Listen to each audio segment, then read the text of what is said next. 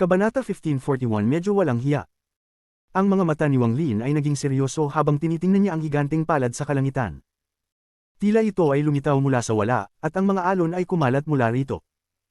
Bawat linya sa palad ay malinaw na malinaw. Tila isang tunay na palad at hindi isang pekeng palad. Ang imprint na ito ay kahawig ng War Spirit print na kilala ni Wang Lin, ngunit may ilang mga banayad na pagkakaiba. Ang War Spirit print na alam niya ay isang higanteng palad na walang malinaw na palm print. Pagkatapos lumitaw, ito ay sumisipsip ng malaking halaga ng origin energy, kaya't ito ay lumalaki ng malaki. Mayroon itong nakamamanghang lakas ngunit mahirap kontrolin. Habang lumalaki ang War Spirit print at sumisipsip ng mas maraming lakas, unti-unti niyang nawawala ang kontrol. Alam ni Wang Lin na ito ay dahil hindi niya pa nakuha ang pamamana at tanging sa pamamagitan ng pagmamasid lamang niya ito natutunan. Ang tunay na War Spirit print na ginagamit ni The Wistwater ay wala sa pagkukulang na iyon. Gayunpaman, kahit ang War Spirit print na ginagamit ni The Wistwater ay walang palm print na kasing linaw ng ginamit ng baliw na ito. Wala rin itong kakaibang mga alon sa mga gilid nito. Ang mga alon na ito ay mukhang pinakamakapangyarihang teknik mula sa Black Tortoise. Ang lakas ng panginginig. Habang pinagmamasdan ni Wang Lin ito, naging seryoso ang kanyang ekspresyon. Pinanood niyang diretso ang War Spirit print na bumagsak sa lupa, at ang lupa ay kumilos sa takot. Ang isang shockwave ay nagdulot ng alikabok sa paligid. Si Wang Lin ay naruroon din sa ilalim ng palad at naramdaman ang pagbagsak ng palad sa kanya. Iniisip niya ang mga pagbabago sa loob ng palad na ito. Ang lakas ng War Spirit print na ito. Ang panginginig ay nanginginig sa langit at lupa na parang sinasakop ang buong mundo. Upang sakupin ang origin energy ng mundo para bumuo ng isang palad, o upang sakupin ang origin energy ng mundo para bumuo ng isang espiritu. Ang espiritu na ito ay pinalilibutan ng espiritual na enerhiya mula sa langit bago mabuo ang imprint na ito. May mga detalye pa na hindi malinaw, kailangan ko ang pamamana para matuklasan ang lihim. Nilimutak ni Wang Lin ang kanyang labi at ang kanyang mga mata ay kumislap. Matapos mawala ang alikabok, tumawa ang baliw na may mapagmataas na ngiti. Ano sa tingin mo? Ano sa tingin mo? Mahusay ba ang spell ng hari na ito? Tila ipinagmamayabang ng baliw sa harap ng itim na unggoy ngunit tinitingnan naman si Wang Lin ng may matayog na ngiti. Ngumiti si Wang Lin. Tiningnan niya ang baliw, at ang kanyang ngiti ay naging mas maliwanag. Nang makita ng baliw ang ngiti ni Wang Lin, naguluhan siya. Ibinaling niya ang kanyang ulo at tiningnan ang kanyang katawan bago kinuskos ang kanyang ulo. Hindi niya alam kung bakit ngumiti si Wang Lin. Tahimik na sinabi ni Wang Lin, ayos lang ang spell na ito, ngunit alam ko rin ang spell na ito, at mas malakas ang sa akin kaysa sa iyo. Nagpakita ng pagkahambog ang baliw habang itinuturo si Wang Lin at ipinapakita ang mga pangil. Ang spell ng hari na ito ang pinakamalakas. Maliban sa kuya ko, walang sinuman ang mas magaling sa akin. Hehe, gusto mo bang lihim na matutunan mula sa akin? Sabihin ko sa'yo, sinabi ng kuya ko na hindi ko pwedeng turuan ang iba ng aking mga spell. Kahit napatayin mo ako, hindi kita tuturuan. Noong nakaraan, sino ang gustong magnakaw sa akin, ngunit nakita ko agad siya. Matalino ang hari na ito, hindi mo ako maloloko. Walang salita, iniangat ni Wang Lin ang kanyang kanang kamay sa kalangitan at ipinagpag ito pababa. Umugang ang kalangitan at isang malabong palm print ang lumitaw. Pagkapikitin nito, nagsimulang magsipsip ito ng origin energy ng mabilis. Ang palm print ay unti-unting naging mas malinaw at bumagsak papuntang lupa. Habang bumababa ang palm print, isang malakas na presyon ang damapo at nagsimulang magdaldaw ang hangin. Ang lupa ay kumilos at isang higanteng bitik ang bumukas sa ibabaw ng planeta. Ang magulong buhok at mga mata ng baliw ay puno ng pagkabigla habang tinitingnan ng palm print. Sa sandaling ito ay mababanggit na ang palm print, kumislap ang mga mata ni Wang Lin. Huminga siya ng malalim at tumuros sa harap. Magtipon, magtipon, magtipon. Matapos sabihin ng magtipon 3 beses, mabilis na lumitaw ang palm print at habang lumilitaw ito, ipapakita ang mga senyales ng pagiging hindi kontrolado, parang ito ay lumalabas na hindi pagkakaroon ng kontrol. Sa huli, ito ay bumagsak sa planeta. Ang buong planeta ay yumanig, at ang baliw ay tumalon sa hangin. Isang higanting palm print ang malinaw na imprinted sa malayo sa lupa. Mga libu-libong talampakan ng lawak at mukhang isang malalim na sinkhole. Kung kaya mong lumikha ng ganitong kalaking sinkhole gamit ang spell na ito, aaminin ko na maganda ang spell mo, matamang sinabi ni Wang Lin, sadyang nagpapakita ng kaunting paghamak. Ang hint ng pagkahambog na ito ay naging dahilan ng mga mata ng baliw na maging pula. Patuloy siyang nagwawala ng mga braso at tinatama ang kanyang dibdib parang tambol habang umuungol. Katatapos lang niyang matutunan ito mula sa itim na unggoy at nararamdaman niyang ang ginagawa nito ay may kalakasan. Ang hari na ito ang pinakamalakas, maghintay ka lang. Ang baliw ay puno ng galit. Lumapit siya at tinuro ang kalangitan gamit ang kanang kamay. Kumagalpak siya at ang isang higanteng palm print ay lumitaw, at gamit ang isang galaw ng kanyang kamay, bumagsak ang palm print. Ang palm print ay bumangga sa lupa, nagpapalipad ng maraming alikabok at nag-iwan ng mababaw na tatak. Nagulat ang baliw ng saglit. Nang tiningnan ng mababaw na tatak at pagkatapos ay ang sinkhole na ginawa ni Wang Lin, nagkaroon siya ng kabaliwan sa mga mata. Nagbuto siya ng mas matinding angal at nagsimulang magpupukpok sa lupa. Si Wang Lin ay lubos na nakatuon sa gilid, ang kanyang mga mata ay kumikislap ng mabilis. Nagsimula siyang magdeduce ng spell. Sa oras na ito, nakalimutan na niya ang lahat sa paligid maliban sa baliw na paulit-ulit na ginagamit ang War Spirit Print. Wala nang ibang pagkakataon na magagamit ng isang tao ang parehong spell sa harap niya ng paulit-ulit. Malabong mangyari ito kahit sa pagitan ng guro at estudyante. Pagkaraan ng kalahating oras, ang baliw ay gumamit ng 12-12 ng magkakasunod na War Spirit Prints, dahilan upang ang marka sa lupa ay maging medyo mas malalim. Gayunpaman, malayo pa ito sa kalaliman ng sinkhole na ginawa ni Wang Lin. Ang baliw ay nauubos na ang hininga at nararamdaman ang matinding pagod sa paggamit ng spell. Iniisip niyang mag-give up ng lihim niyang tiningnan si Wang Lin at nakita ang mga paghamak at pang-iinsulto sa mukha ni Wang Lin. Ito ang nagpasimula sa galit niya. Putang ina, hindi ako naniniwala. Tumili siya na parang nakalimutan na ang lahat ng pagod at nagsimulang magbomba sa lupa gamit ang War Spirit Prints. 1 oras, 2 oras, 3 oras, tuwing malapit na siyang sumuko, makikita niya ang paghamak sa mukha ni Wang Lin. Hindi niya kayang tiisin ang titig na iyon mula kay Wang Lin.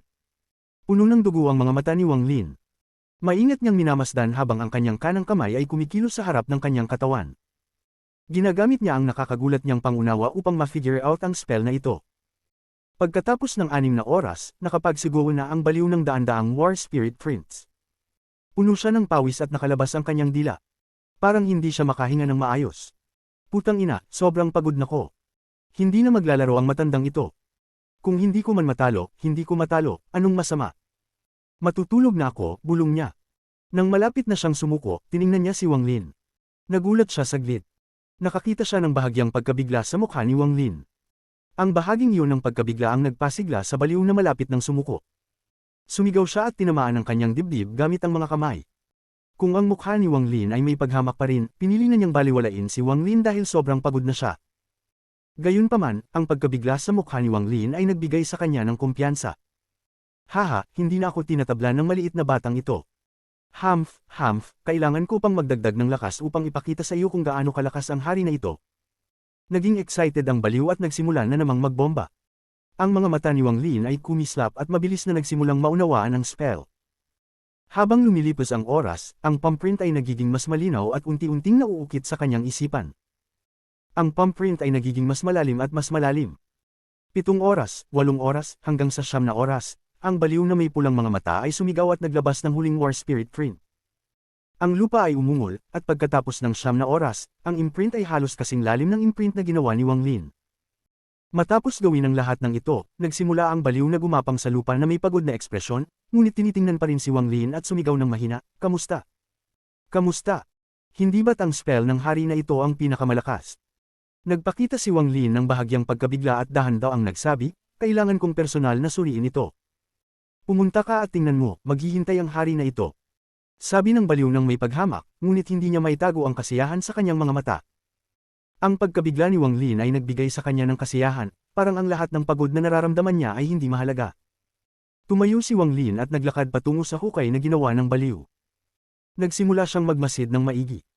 Kahit ang baliw ay nagpapahinga, hindi tinatanggal ang mata niya sa ekspresyon ni Wang Lin. Gusto niyang makita kung gaano kagulat si Wang Lin.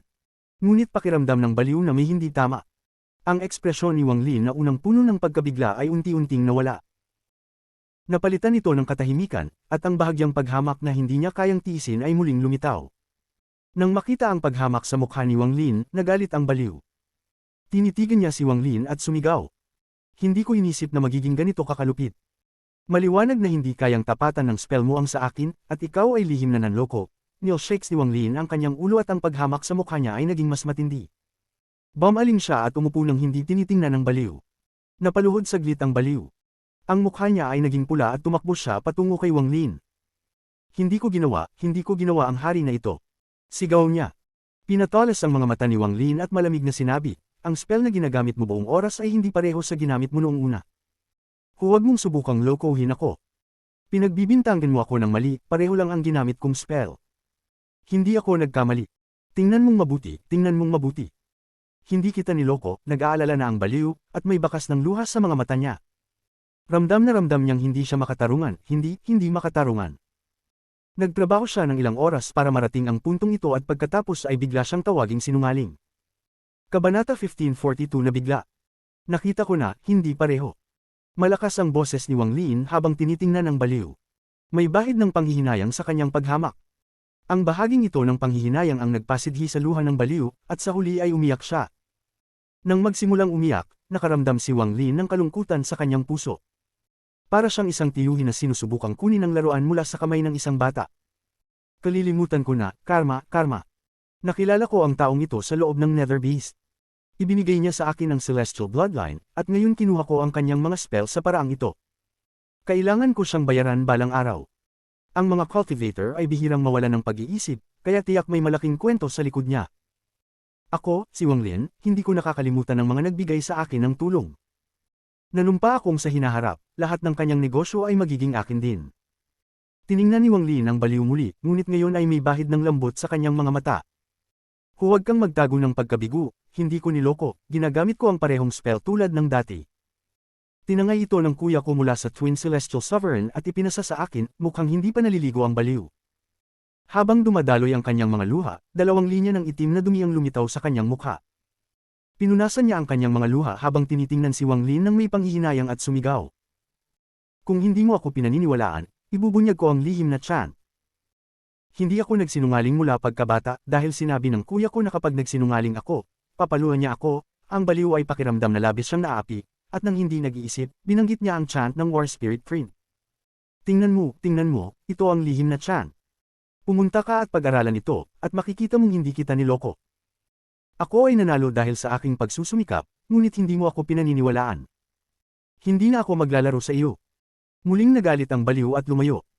Punong-puno pa rin siya ng sama ng loob habang umupo at sinadyang hindi tiningnan si Wang Lin. Ang puso ni Wang Lin ay mabilis na tumibok. Inaalala niya ang chant. Nang muling magbulong sa kanyang isipan, biglang naging malinaw ang mga bagay na hindi niya naintindihan. Tumuro siya sa langit at isang tunay na War Spirit Print ang lumitaw. Bagaman hindi ito bumaba, isang malakas na presyon ang kumalat. Habang tinitingnan ng War Spirit Print, lumiit ang mga mata ni Wang Lin at ang excitement ay umapaw sa kanyang puso. Sa kanyang antas ng cultivation, alam niyang ang War Spirit Print na ito ay hindi lamang isang spell kundi isang Dao spell. Isang napakalakas na Dao spell na kayang sirain ang langit at lupa. Ang spell na ito ay kayang mabilis na paramihin ang lakas ni Wang Lin sa pamamagitan ng isang misteryosong paraan. At ang pinakamahalaga, may tatlong pinagmumulan ng lakas sa loob ng palad na ito. Kung gagamitin ang lahat ng tatlong palad ang babagsak upang patayin ang katawan, pinagmulan ng kaluluwa, at kaluluwa sabay-sabay. Ang ginamit ng The Water ay kayang patayin ang katawan lamang. Ang Dao spell na natutunan ko ngayon ay ang tunay na War Spirit Print. Malalim na huminga si Wang Lin. Matapos niyang matutunan ng buo ang War Spirit Print, tiningnan niya ang baliw. Sa kanyang mga mata, ang baliw na ito ay parang isang malaking kahon ng yaman na pwedeng pumutok anumang oras. O sige, huwag kang umiyak. Inaamin kong ang spell mo ay talagang malakas, at nagkamali akong sisihin ka. Tumayo si Wang Lin at humingi ng tawad. May bahid ng lambot sa kanyang mga mata habang itinaas ang kamay. Ang baliw ay huminga ng malalim at binaling ang mukha para hindi tignan si Wang Lin. Nagbigay si Wang Lin ng isang pilit na ngiti at iniabot ang kanang kamay habang nag-iisip. Binuksan niya ang kanyang storage space at kumuha ng ilang pil. Nang mailabas, agad na amoy ang malakas na amoy mula sa mga pills. Biglang gumalaw ang ilong ng baliw at walang malay na huminga. Pinagpag niya ang labi ngunit pinilit na huwag tumingin. Gayunpaman, patuloy siyang sumulyap. Ano ba ang halaga ng mga pills na ito? Ang pinakamasamang pills na ipinakain ko kay Little Red ay mas maganda pa kaysa dito. Nagpakita si Wang Lin ng isang ngiti na parang hindi ngiti habang hawak ang isang pil at pinigay ito. Agad itong nabasag at kumalat ang amoy. Pinipigilan ng baliw ang kanyang impulse, ngunit yumangal ang kanyang tiyan. Matagal na hindi siya nakakain ng pil, at ngayon ay nararamdaman niyang medyo hindi niya na kayang tiisin. Bibigyan ko na lang ito bilang kabayaran sa pagsisiko sa pag-akusa sa iyo, okay lang ba? Malumanay ang boses ni Wang Lin habang iniwawasiwas ang mga kamay. Ang mga pills ay lumipad patungo sa baliw at tumigil sa ere. Ang baliw ay nilunok ang laway at lumingon upang tignan ang pil. Sinabi niya ng may panghihina, hindi ko tinitignan dati ang mga ito, basura lang. Pero, dahil parang pinapalakas mo ako, saka ko na lang ito tatanggapin. Habang nagsasalita siya, mabilis na inabot ng kanyang kanang kamay ang mga pills. Kumislap ang mga mata niya nang ilagay ito sa bibig. Pinigil niya ito at mabilis na nilunok. Nagpakita si Wang Lin ng isang ngiti at ikino ang kamay. Talagang ang kahanga-hanga ang spell mo, pero yan lang ba? Siguro. Naging mayabang ang baliw, ngunit bigla siyang nag-alinlangan at naging maingat. Natatandaan ko na may nagsabi sa akin ng ganito dati. Sino nga ba yun, Little Red, sino nga yun? Kalimutan mo na, pero natatandaan ko na sinabi ng taong iyon ang mga salitang iyon para lokohin ako sa mga spell ko. Matalino ako, paano ako maloloko? Huwag mong subukang lokohin ako sa mga daw spell ko. Kahit mamatay ako, hindi ko sasabihin sa iyo ang mga lihim na chants o spells. Inangat ng baliw ang ulo at huminga ng malalim, nagbigay ng malupit na hininga na parang siya'y mataas. Nilingan niya at nagsay. Masyadong nakakabigat matutunan ang maraming daw spells. Ang talento ko ay sobrang taas. Dahil galante ka, ipapakita ko sa iyo, pero hindi ko ito ituturo. Pagkatapos magsalita ng baliw, tumayo siya at iniunat ang mga braso.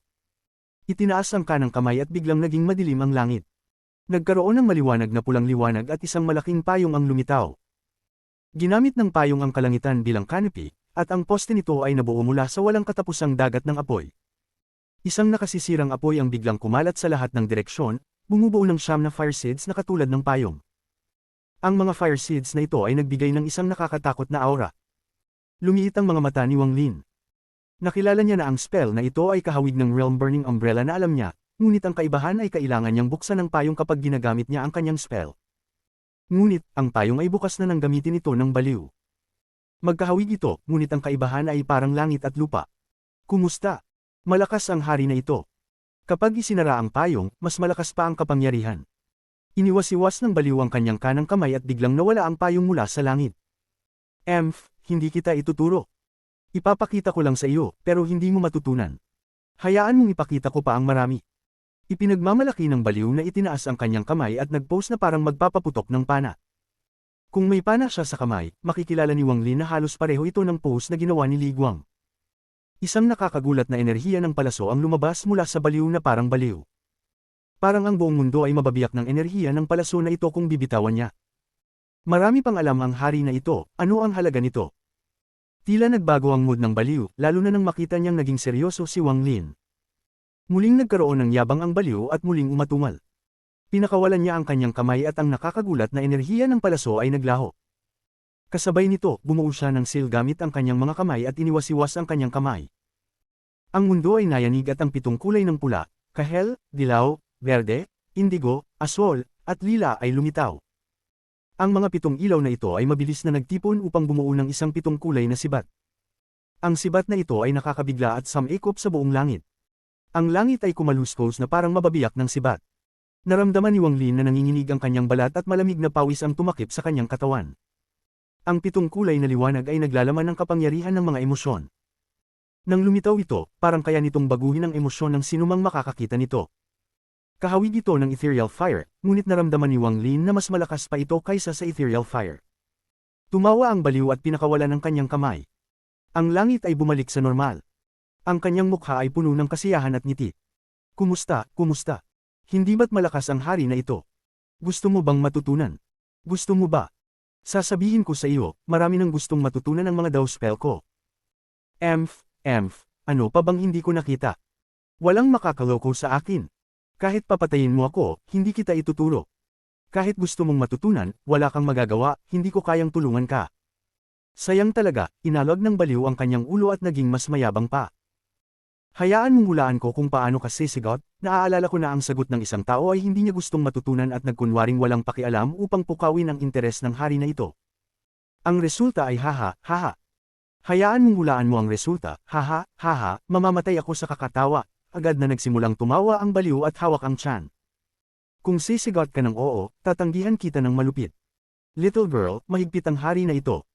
Kahit subukan mong akitin ako, wala kang magagawa, Muling nagsimula ang baliw na mag-chatter at lalong naging excited habang nagsasalita. Habang tinitingnan ng baliw, dahan-daang ngumiti si Wang Lin. Natatandaan ko na sa alaala ng Nether Beast, hindi alam ng taong ito ang tungkol sa Nether Beast at sobrang takot siya dito, lalo pang lumalim ang ngiti ni Wang Lin. Naramdaman ng baliw na may masamang mangyayari nang makita niyang nakatingin si Wang Lin sa kanya ng may ngiti.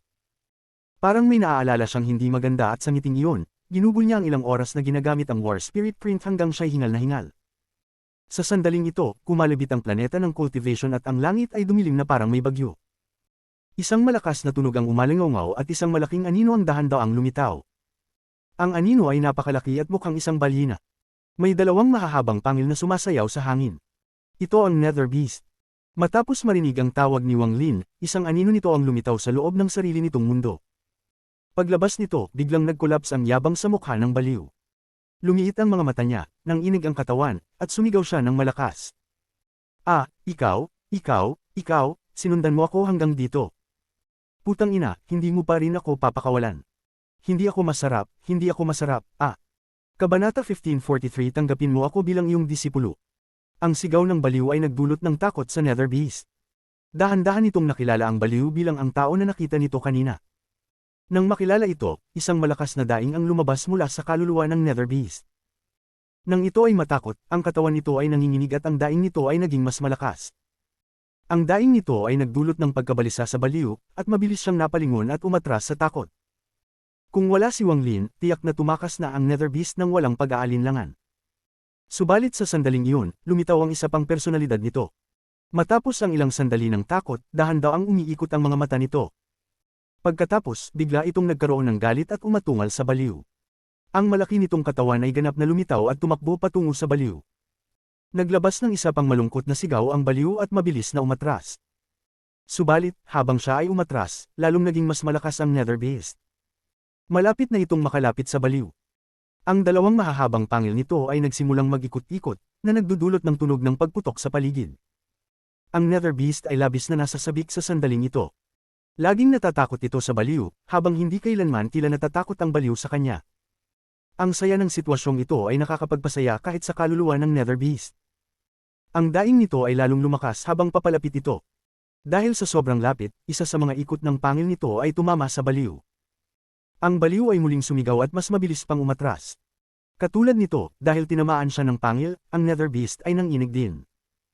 Kumaway ito pabalik upang magpanatili ng tamang distansya bago ito muling maglabas ng malupit na mga daing upang takutin ang baliw.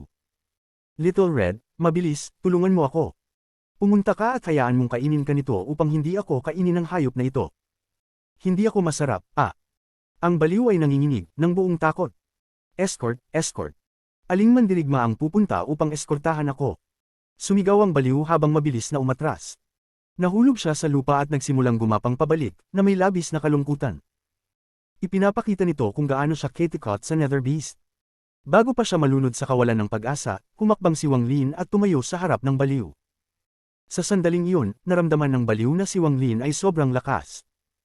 Isa kang pinakamahusay, sobrang bait mo sa akin, mas mabuti pa kaysa sa aking kuya. Pumunta ka at pigilan ang hayop na ito mula sa pagkain sa aking hari. Hindi ako masarap, ah, ang baliw ay labis na nagagalak. Hindi niya inasahan na darating si Wang Lin sa kritikal na sandaling iyon. Kaya siya'y labis na naantig, at nakalimutan na ang lahat. Sa kanyang mga mata, si Wang Lin na ang tanging tao na maaari niyang umasa. Ibigay ko sa iyo ang reward. Ibigay ko sa iyo si Little Red, ibibigay ko sa iyo si Little Silver, ibibigay ko sa iyo ang maliit na 7 kulay na babae.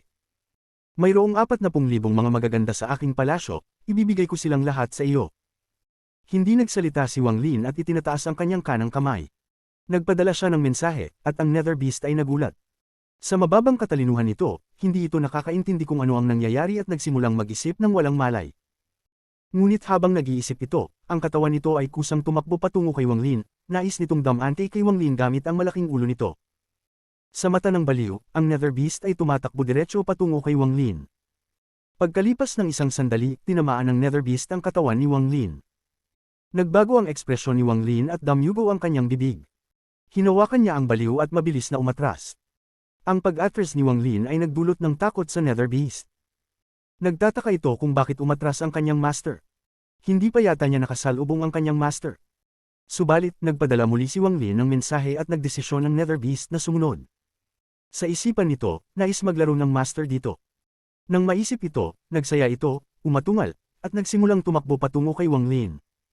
Nagdulot ito ng pagbabago sa kulay ng langit at ang aura nito ay naging nakakatakot. Ah, parating na naman, parating na naman. Kainin na ako nito, hindi ako papakawalan. Ang baliw ay hawak ni Wang Lin at patuloy na sumisigaw ng malungkot. Ang malungkot na tingin sa mga mata ni Wang Lin ay lalong lumalim, ngunit mahusay niyang itinago ito. Mandirigma, tulungan mo ako, mandirigma, tulungan mo ako, papatagilad ang aking kuya at bibigyan ka ng titulo ng hari. Gagawin ko siyang magbigay sa iyo ng lahat ng kanyang mga concubines. Mandirigma, tulungan mo ako. Ang hayop na ito ay napakalakas. Hindi ko rin kayang talunin ito. Mahilig itong kumain ng tao, lalo na ng mga buhay. Dahan-dahan itong nguyain ng tao at sa kalunukan. Kung mahina ang katawan mo, hindi ito masama dahil agad kang mamamatay. Ang pinakakatakot ay ang mga may hindi matitinag na katawan. Sila ang maghihirap mula sa pagmuya at pagdigest nito ng libu-libong taon hanggang sa mamatay. Mabilis na umatras si Wang Lin habang hawak ang baliw. Ngunit, hindi siya umabot ng malayo mula sa Nether Beast at laging pinananatili ang isang tiyak na distansya. Malapit na ito kaya ang mga pangil ng Nether Beast ay halos nasa harap na niya. Ang maiikling distansyang ito ay nagdulot ng matinding presyon sa baliw at nagbigay sa kanya ng walang katapusang takot. Ano ang gagawin natin? Ano ang gagawin natin? Pwede mo bang hayaan itong kainin ka? Baka hindi ako makain dahil busog na ito, ang baliw ay nanginginig at malapit ng umiyak. Ang mga luha ay nagsimulang magtipon sa mga mata niya. Nagsimulang magtawa si Wang Lin sa galit sa sinabi ng baliw. Tinitigan ni Wang Lin ang baliw at sinabi, isang salita sa isang pagkakataon, tingnan mo ang malaking katawan nito, sa tingin mo ba ay mabubusog ito sa pagkain ng isang tao? Ang baliw ay natigilan sandali at maingat na tiningnan ang Nether Beast na tumatakbo sa kanila. Agad niyang pinutol ang kanyang ulo at tumanggo. Sayang, ako lang ang may cultivation, pero wala akong spells para ipakita ang aking cultivation. Kung sana ay mayroon akong mga spells upang palayasin ang hayop na ito, napabuntong hininga si Wang Lin. Oo, ano ang gagawin natin? Ano ang gagawin natin? Mamamatay na ako, kakainin na ako. Wala na, ang baliw ay nanginginig at ang kanyang mga mata ay puno ng kawalan ng pag-asa. Natatakot ako sa malupit na mga hayop mula pa noong bata pa ako, lalo na sa mga malalaking hayop na tulad nito. Sa sandaling ito, ang mga pangil ng Nether Beast ay hindi sinasadyang dumaan sa mukha ng baliw, na naging sanhi ng isang malungkot na sigaw muli. Biglang lumiwanag ang mga mata ng baliw at sumigaw, alam ko ang mga spells, alam ko ang mga spells. Oo, ito na. Ang hari na ito ay sobrang talino. Maaari mong mabilis na matutunan ang mga ito at palayasin ang hayop. Hindi nagatubili ang baliw na sabihin ng incantation ng Realm Burning Umbrella at ang lahat ng tungkol sa spell na ito kay Wang Lin. Ang ekspresyon ni Wang Lin ay hindi nagbago, ngunit ang kanyang puso ay mabilis na kumabog. In-memorize niya ito nang hindi pinapalampas ang anumang detalye at patuloy na kinumpirma ito sa kanyang isipan. Habang kinukumpirma ito, lalong naging seryoso siya. Ang incantation na ito ay sobrang tumpak. Ito ang dakilang Dao spell na hindi matutunan ng master ng ikalawang Vermilion Bird at kailangang pag-aralan ng lihim. Ngunit, ang spell na ito ay hindi basta-basta matutunan agad. Nangangailangan ito ng maraming taon ng pagsasanay at pagkaunawa upang matutunan. Bumuo ng seal ang kaliwang kamay ni Wang Lin at milyon-milyong mga paghihigpit ang lumitaw. Ang nakaw na bersyon ng Realm Burning Umbrella ay lumitaw. Sa sandaling lumitaw ang Realm Burning Umbrella, takot ang lumitaw sa mga mata ng Nether Beast. Ang matabang isipan nito ay hindi nauunawaan kung ano ang nangyayari at kung bakit gagamitin ng kanyang master ang spell na ito laban sa kanya. Sa sandaling lumitaw ang payong, bumagsak ito. Mabilis na umatras si Wang Lin kasama ang baliw sa kanyang kamay at sinabi, hindi pa sapat. Ah! Hindi sapat. Mayroon akong ligwang 7 Shattering Bow daw. Ituturo ko sa iyo, mabilis na palayasin mo ang hayop, ang baliw ay kinakabahan at agad na sinabi kay Wang Lin ang incantation para sa spell na ito. Pagkatapos niyang magsalita, tila hindi pa siya tiyak. Nang biglang dumaan muli ang pangil ng Nether Beast, mabilis na sinabi ng baliw, ituturo ko sa iyo ang 7 kulay na daw spell din, ngunit hindi ko kayang sabihin ng iba pa. Kahit kainin man ako, hindi ko kayang sabihin pa, Hindi kayang itulak ni Wang Lin ang baliw ng sobra. Kung hindi dahil sa kahalagahan ng mga spell na ito sa kanya, hindi siya gagawa ng ganito. Mas lalong naramdaman ni Wang Lin ang paghingi ng tawad sa baliw, ngunit sa parehong oras, ang binhi ng karma ay itinanim. Kahit medyo hindi maganda, ipagpapalit ni Wang Lin ang utang na loob na ito ng maraming beses sa hinaharap. Sa landas ng cultivation, kapag nakagawa siya ng desisyon, hindi siya magdadalawang isip. Ito ang landas ni Wang Lin. Ang mga biyayang ibinigay sa kanya ng baliw ay mananatili sa kanyang puso magpakailanman. Kahit na magdulot pa ito ng sakuna sa kanya sa hinaharap, hindi siya magdadalawang isip na magpatuloy sa landas na iyon. Lahat ng ito ay dahil naniniwala siya na kailangan niyang bayaran ang lahat ng kabutihang natamo. Matapos makuha ang 7 colored lands at ang ligwang bao, biglang tumigil si Wang Lin. Itinaas niya ang kanyang kaliwang kamay at pinindot ang Nether Beast. Isang malakas na tunog ng kulog ang umalingaw-ngaw. Pinakawalan ni Wang Lin ang kanyang kanang kamay at inihagis ang baliw sa lupa. Iniwas niya ang kanyang kanang kamay at denseng fog ang pumuligid sa kanya at sa Nether Beast kaya hindi makita ng baliw ang nangyayari. Patuloy na umalingaw-ngaw ang kulog sa buong mundo. Ang baliw ay bumagsak sa lupa at tinitigan ang fog sa hangin na may kasamang excitement sa kanyang mga mata. Hindi ka isang mandirigma, ikaw ang benefactor ng hari na ito. Sinabi ng aking kuya na kailangan kong bayaran ang aking benefactor. Huwag kang mag-alala, pagkatapos mong mamatay, babayaran kita, kaya pakiusap, pigilan mo ang hayop na ito, sabi ng baliw habang mabilis na tumayo at tumakbo palayo. Benefactor, magpahinga ka na ng matiwasay. Huwag mag-alala, ang hari na ito ay tiyak na babayaran ka. Ang baliw ay tumakbo ng mas mabilis at mabilis. Sa isang kisap mata, siya ay malayo na. Ang langit ay patuloy na umuugong ng malakas, ngunit hindi ito nagtagal at ang fog ay nawala. Lumabas si Wang Lin at tinitigan ang baliw bago siya humakbang pasulong. Sinundan ng Nether Beast si Wang Lin at tumakbo ng may galit na ekspresyon. Habang tumatakbo, naglingon ang baliw at muling sumigaw ng malungkot, tapos na, tapos na. Kakainin na ako ngayon. Punong-puno ng takot, isinara niya ang kanyang mga mata at pinigilan ang kanyang mga ngipin. Pagkatapos, iniunat niya ang kanyang leeg at sumigaw, kainin, kainin, ano ngayon? Kainin. Ngunit pagkatapos maghintay ng matagal, hindi siya kinain. Habang puno ng takot, binuksan ng baliw ang kanyang mga mata at nagulat. Nakita niya ang malaking hayop na nagdulot ng takot sa kanya na nagpapakita ng anyo ng pagiging malapit, at ito ay dumadapo kay Wang Lin. Maingat na hinaplos ni Wang Lin ang hayop gamit ang kanyang kanang kamay. Pinaamo mo ito. Ikaw, ikaw, ikaw. Pinaamo mo ito. Ang baliw ay natigilan saglit. Ang kanyang mga mata ay puno ng pagnanasa habang tinitingnan si Wang Lin. Sinabi ng aking kuya na maraming malalakas na tao sa mga bituin. Ang hayop na ito ay sobrang nakakatakot, hindi ko akalaing kayang tingin ito ng aking kuya. Eksperto, kailangan mo akong tanggapin bilang iyong disipulo. Kailangan mo akong tanggapin bilang iyong disipulo. Kabanata 1544 Pag-alis. Mahal na guro, pakiusap, tanggapin mo ako bilang iyong disipulo. Ang baliw ay lumuhad sa harap ni Wang Lin habang ang Nether Beast ay malapit. Patuloy siyang yumuyuko habang ang kanyang mga mata ay puno ng galang. Sa pangalan ng aking celestial ancestor bilang aking sumpa, ang hari na ito, si Lian Daofei, ay sumasamba sa iyo bilang aking guro at hindi kailanman magrebelde laban sa iyo sa aking buhay. Habang nagsasalita ang baliw, itinaas niya ang kanyang kanang kamay at tinamaan ang bahagi sa pagitan ng kanyang mga kilay. Isang misteryosong lakas ang lumabas mula sa loob ng kanyang katawan at mabilis na tumungo kay Wang Lin. Sa isang kisap mata, pumasok ito sa katawan ni Wang Lin. Pati si Wang Lin ay nagulat dito. Ang layunin lamang niya ay takutin ang baliw para makuha ang mga chant para sa spells. Hindi niya inaasahan na mangyayari ito. Guro, pakiusap, turuan mo ako ng pamamaraang ginamit mo para tingin ditong malaking hayop na ito. Gusto ko itong matutunan para kung makatagpo ako ng ibang hayop na gustong kumain sa akin, pupunta lang ako at tameden ito. Ang baliw ay sobrang excited habang tinitingnan si Wang Lin. Umupo siya sa gilid at nag-isip, ang hari na ito ay napakatalino.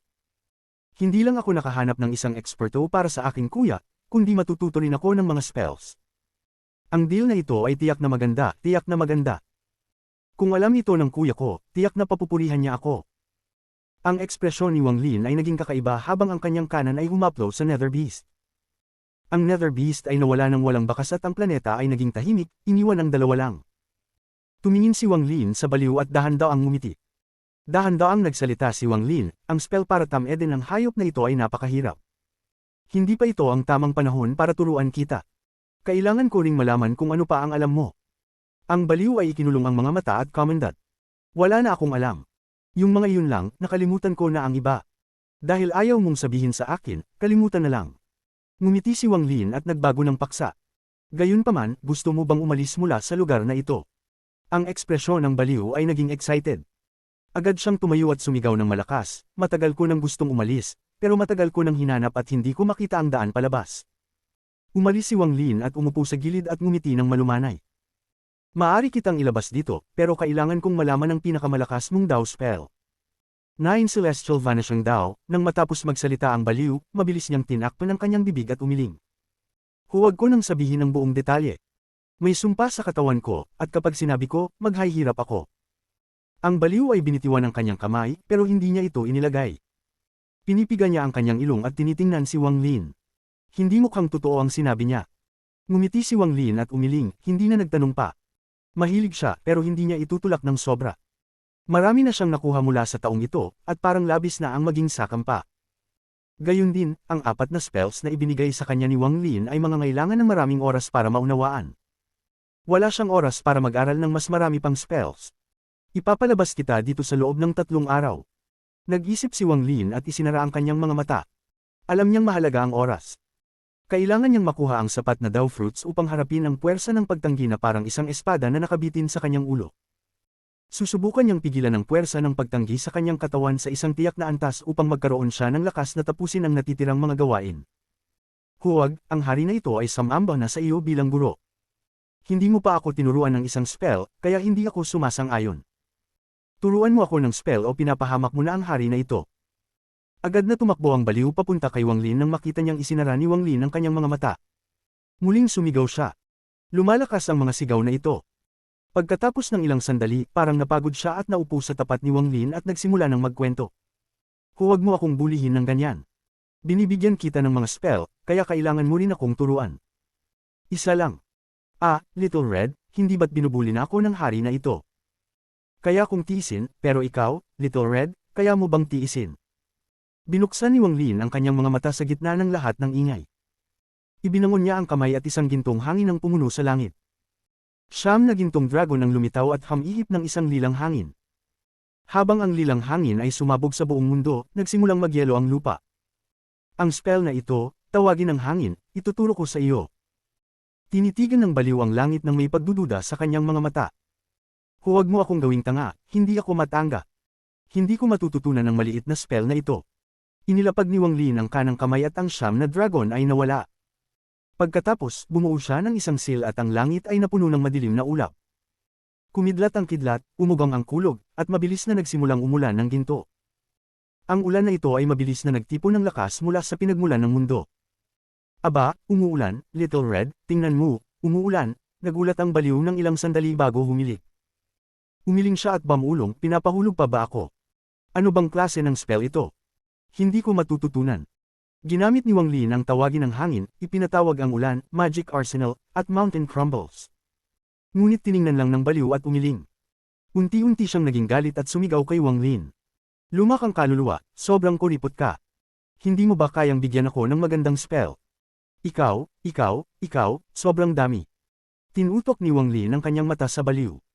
Matapos huminga ng malalim, ipinakita niya ang Heaven Reversal Stamp, ang Light and Shadow Shield, at ang Dao Fusion Spell. Ano ito? Ito ba ang tinatawag na Heaven Reversal?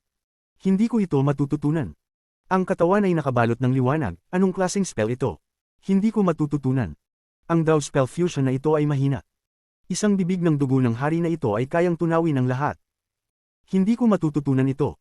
Nagbuga ng isang malalim na hininga si Wang Lin at dahan-daang tinanong, ano ba talaga ang gusto mong matutunan? Lalo pang nagalit ang baliw at umiyak, ayaw mo lang akong turuan. Gusto ko ang spell na ginamit mo para makuha ang malaking hayop na iyon. Naramdaman ni Wang Lin ang kaunting sakit ng ulo. Pagkatapos mag-isip ng kaunti, bumuo ng isang seal ang kanyang kanang kamay at itinutok. Ang buong planeta ay biglang naging madilim at naging isang walang katapusang karagatang. Pagkatapos, ang araw ay nagsimulang magtaas at nagsimulang lumabas ang lakas ng madilim na gabi. Lumitaw ang mga mata ng baliw, ngunit mabilis itong nagdilim. Umiling siya at nagsabi, hindi masama ito, pero mayroon pa akong mas maganda kaysa dito. Nagalit na si Wang Lin at inihagis ang kanang kamay. Nawala ang dilim at isang napakalaking pintuan ng bato ang lumitaw. Ang lakas ng oras na dumadaloy ay mabilis na kumalat. Nagmadaling umungol at mabilis ang paggalaw ng oras na parang libo-libo o daan-daang taon ang lilipas. Tinutok ng baliw ang kanyang mga mata at pagkatapos umiling. Ang pintuang ito ng bato ay hindi kasing ganda ng pintuan ng aking mansion, hindi ko ito matututunan. Kahit gaano kabait si Wang Lin, hindi niya na kayang tiisin ito. Huminga siya ng malalim at ipinakita lahat ng spells na natutunan niya sa buong buhay niya upang pumili ang baliw. Ngunit kahit sa pagtatapos, patuloy na umiling ang baliw. Kung umiling lang siya, hindi masama, pero mas galit pa siya kaysa kay Wang Lin. Maraming beses siyang sumigaw kay Wang Lin. Isa kang eksperto, walang paraan na ito lang ang mga spells mo. Hindi mo lang ako gustong turuan. Sige na. Pinutol ni Wang Lin ang sigaw ng baliw at nagpakawala ng galit na tawa.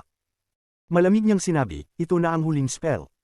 Kung gusto mong matutunan, matutunan mo, kung hindi, kalimutan mo na. Itinaas ni Wang Lin ang kanyang kanang kamay at hindi na bumuo ng seal. Ginamit niya ang unang spell na natutunan niya, ang attraction spell. Sa kanyang antas ng pagsasanay, ang paggamit ng Chi Condensation Attraction Spell ay napakadali. Ang lupa ay yumanig at isang malaking bato ang lumipad sa hangin. Nagulat ang baliw sandali at tiningnan ang bato sa langit. Ang kanyang mga mata ay kumislap at tumalon siya. Rubbing his eyes, he began clapping. Ang saya nito, haha, ang saya nito. Matututunan ko ito. Eksperto, ang guro ay talagang isang eksperto na may ganitong kamanghamanghang spell. Si Wang Lin ay tamad ng magbigay pansin sa baliw na ito. Kinuha niya ang isang jade at ipinasok ang attraction spell dito. Itinapon niya ang jade sa baliw at isinara ang kanyang mga mata upang mag-aral. Kinuha ng baliw ang jade at inscan ito gamit ang kanyang divine sense. Agad siyang tumalon sa kagalakan at natutunan agad ang spell. Agad siyang tumakbo palayo at iniwave ang kanyang kamay. Ang lupa ay yumanig at isang piraso ng bato ay lumipad sa hangin. Ang saya nito. Puno ng kagalakan ng baliw at itinuturo ang marami sa mga bato na lumipad sa hangin at umiikot sa paligid niya. Nag-ikot siya kasama ang mga bato hanggang siya'y nahilo, ngunit ang kanyang masayang tawanan ay hindi huminto. Pakiramdam niya hindi pa sapat ang saya, kaya tumakbo siya palayo at lumipad sa hangin. Itinutok niya ang hangin at ang lupa sa ibaba ay yumanig. Marami pang mga bato ang lumipad sa hangin, libu-libo sila. 3 araw ang lumipas ng mabilis. Binuksan ni Wang Lin ang kanyang mga mata at dahan-daw ang itinago ang gintong liwanag sa loob nito. Maliban na lang kung titingnan mo ng mabuti, hindi mo makikita. Tiningnan niya ang malayo at kumunat ang noo, umiling at nagkaroon ng mapait na ngiti. Nakita niyang ang baliw ay tumatawa ng galit. Mayroon siyang libu-libong mga bato sa paligid niya na parang mga sundalo. Sa kabila nito, may libu-libong mga bato na parang kalaban. Pinipilit niyang manipulahin ang mga batong ito at pinapalabas ang mga ito sa hangin na parang sila'y naglalaban. 7 kulay na batang babae, susundin mo ba ang hari na ito? Mayroon akong hukbo ng libu-libo. Kung hindi ka makikinig, magagalit ang hari na ito. Matapos sumigaw, tumakbo siya papunta sa kabilang panig. Pinapakita ang kanyang katawan at nagpakita ng kaakit-akit na ekspresyon. Pervert ka, kung may lakas ka, lumapit ka. Hindi alam ni Wang Lin kung dapat bang tumawa o malungkot. Nakita niyang ang baliw ay patuloy na naglalaro ng masaya, kaya tumayo siya at humakbang papunta. Tama na, umalis tayo at maaari ka pang maglaro. Ayaw ng baliw na matapos, ngunit masaya siyang sumunod kay Wang Lin. Tumingin pa siya pabalik na parang hindi niya naisiwanan. Nag-iisip siya kung dapat niya bang kunin ang mga iyon. Walang magawa si Wang Lin at nagsabi, marami pang mga iyon sa labas. Ang dalawa ay patuloy na lumalakad palayo at nawala sa mundong ito. Kabanata 1545 Tatlong yaman. Gaano kaganda ang labas ng mundo? Gaano kaganda ang mga babae sa labas ng mundo? Gaano karami ang mga tao sa labas ng mundo? Ang malalakas na sigaw ay umaabot mula sa lugar kung saan nagtatago ang Nether Beast. Ang tunog ay puno ng kasiyahan na matagal nang naipon. Kasama ng boses na iyon ay ang maruming at payat na figure na patuloy na umaatungal habang mabilis na gumagalaw sa paligid ng lugar. Sanay na si Wang Lin sa ingay ng baliw at hindi na niya ito pinapansin. Tahimik niyang tinitingnan ng mga bituin sa unahan at naramdaman ang pamilyar na aura. Ang aura ng kanyang tahanan. Sa wakas, nakabalik din sa bahay. Ang mga mata ni Wang Lin ay puno ng lungkot. Mayroon siyang tahanan, at ito ay nasa Brilliant Void, sa planetang Suzaku. Ngunit wala na siyang pamilya, tanging mga kaluluwang patay. Hindi rin niya alam kung bakit gusto niyang umuwi. Hindi lang ito para kay Ching Shui, si Tunan, o sa iba, kundi sa kanyang puso, kahit na pagkatapos ng libu-libong taon ng paglalakbay, may kakaibang puwersa na nag-uudyok sa kanya na hindi makalayo. Kahit na wala na siyang pamilya. Puno ng kalungkutan ng mga mata ni Wang Lin. Ang kalungkutang ito ay tumagal sa kanya sa buong buhay niya. Tumitig siya sa unahan ng matagal bago niya isara ang kanyang mga mata. Walang luha, tanging sakit. Ang mga sigaw ng baliw ay dahan-daang hamina. Tinitingnan niya si Wang Lin ng may kalituhan at inunat ang leeg. Hindi pa niya nakikita si Wang Lin na nagpapakita ng ganitong ekspresyon, ngunit nararamdaman niyang may kalungkutan mula sa kaluluwa ni Wang Lin. Hoy, batang babae, anong nangyari sa iyo? Halika at sabihin mo sa king kung may nangbubuli sa iyo. Ako ang maghahatid ng hustisya para sa iyo. Inilagay ng baliw ang mga kamay sa kanyang baywang at iniangat ang kanyang baba, tinitiyak na magmukha siyang makapangyarihan. Binuksan ni Wang Lin ang kanyang mga mata at tahimik na umiling. Tumuloy siya sa paglakad palayo ng mabigat ang mga hakbang.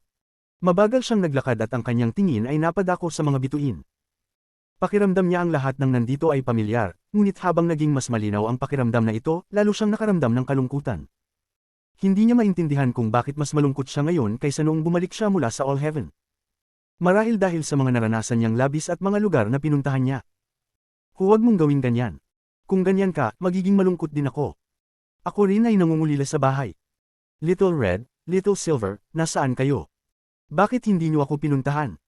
Miss ko na ang bahay, gusto ko nang umuwi. Sinundan ng baliw si Wang Lin, dahil daw ang naaapektuhan ng mga emosyon ni Wang Lin. Sa kalaunan, siya rin ay naging malungkot. Ngunit mabilis na nagbago ang mood ng baliw. Hindi nagtagal ay nakalimutan niya ang kalungkutan at naging masaya ulit. Umatungal siya habang kontrolado ang mga bato sa paligid, nagsasaya sa kanyang laro. Tahimik na naglakad si Wang Lin habang iniiwasan ang kalungkutan at tinatago ang kanyang pagod. Marami siyang kailangang gawin, hindi pa siya pwedeng magpahinga. Tinitingnan ng baliw na naglalaro sa malayo ngunit hindi lumalayo, isang bahagyang inggit ang naramdaman ni Wang Lin para sa kaligayahan ng baliw. Ang baliw ay kayang kalimutan ng lahat at palaging nakakahanap ng paraan upang magpasaya ng sarili. Hindi magagawa ni Wang Lin iyon. Ganito, ang dalawa ay naglakad papalayo habang ang tawa ng baliw at ang kanyang magaspang na mga sigaw ay umaabot sa hangin. Hindi nagtagal, isang malaking planeta ng pagsasanay ang lumitaw sa kanilang harapan. Malaki ang planetang ito at halos kasing laki ng planetang Tianyun.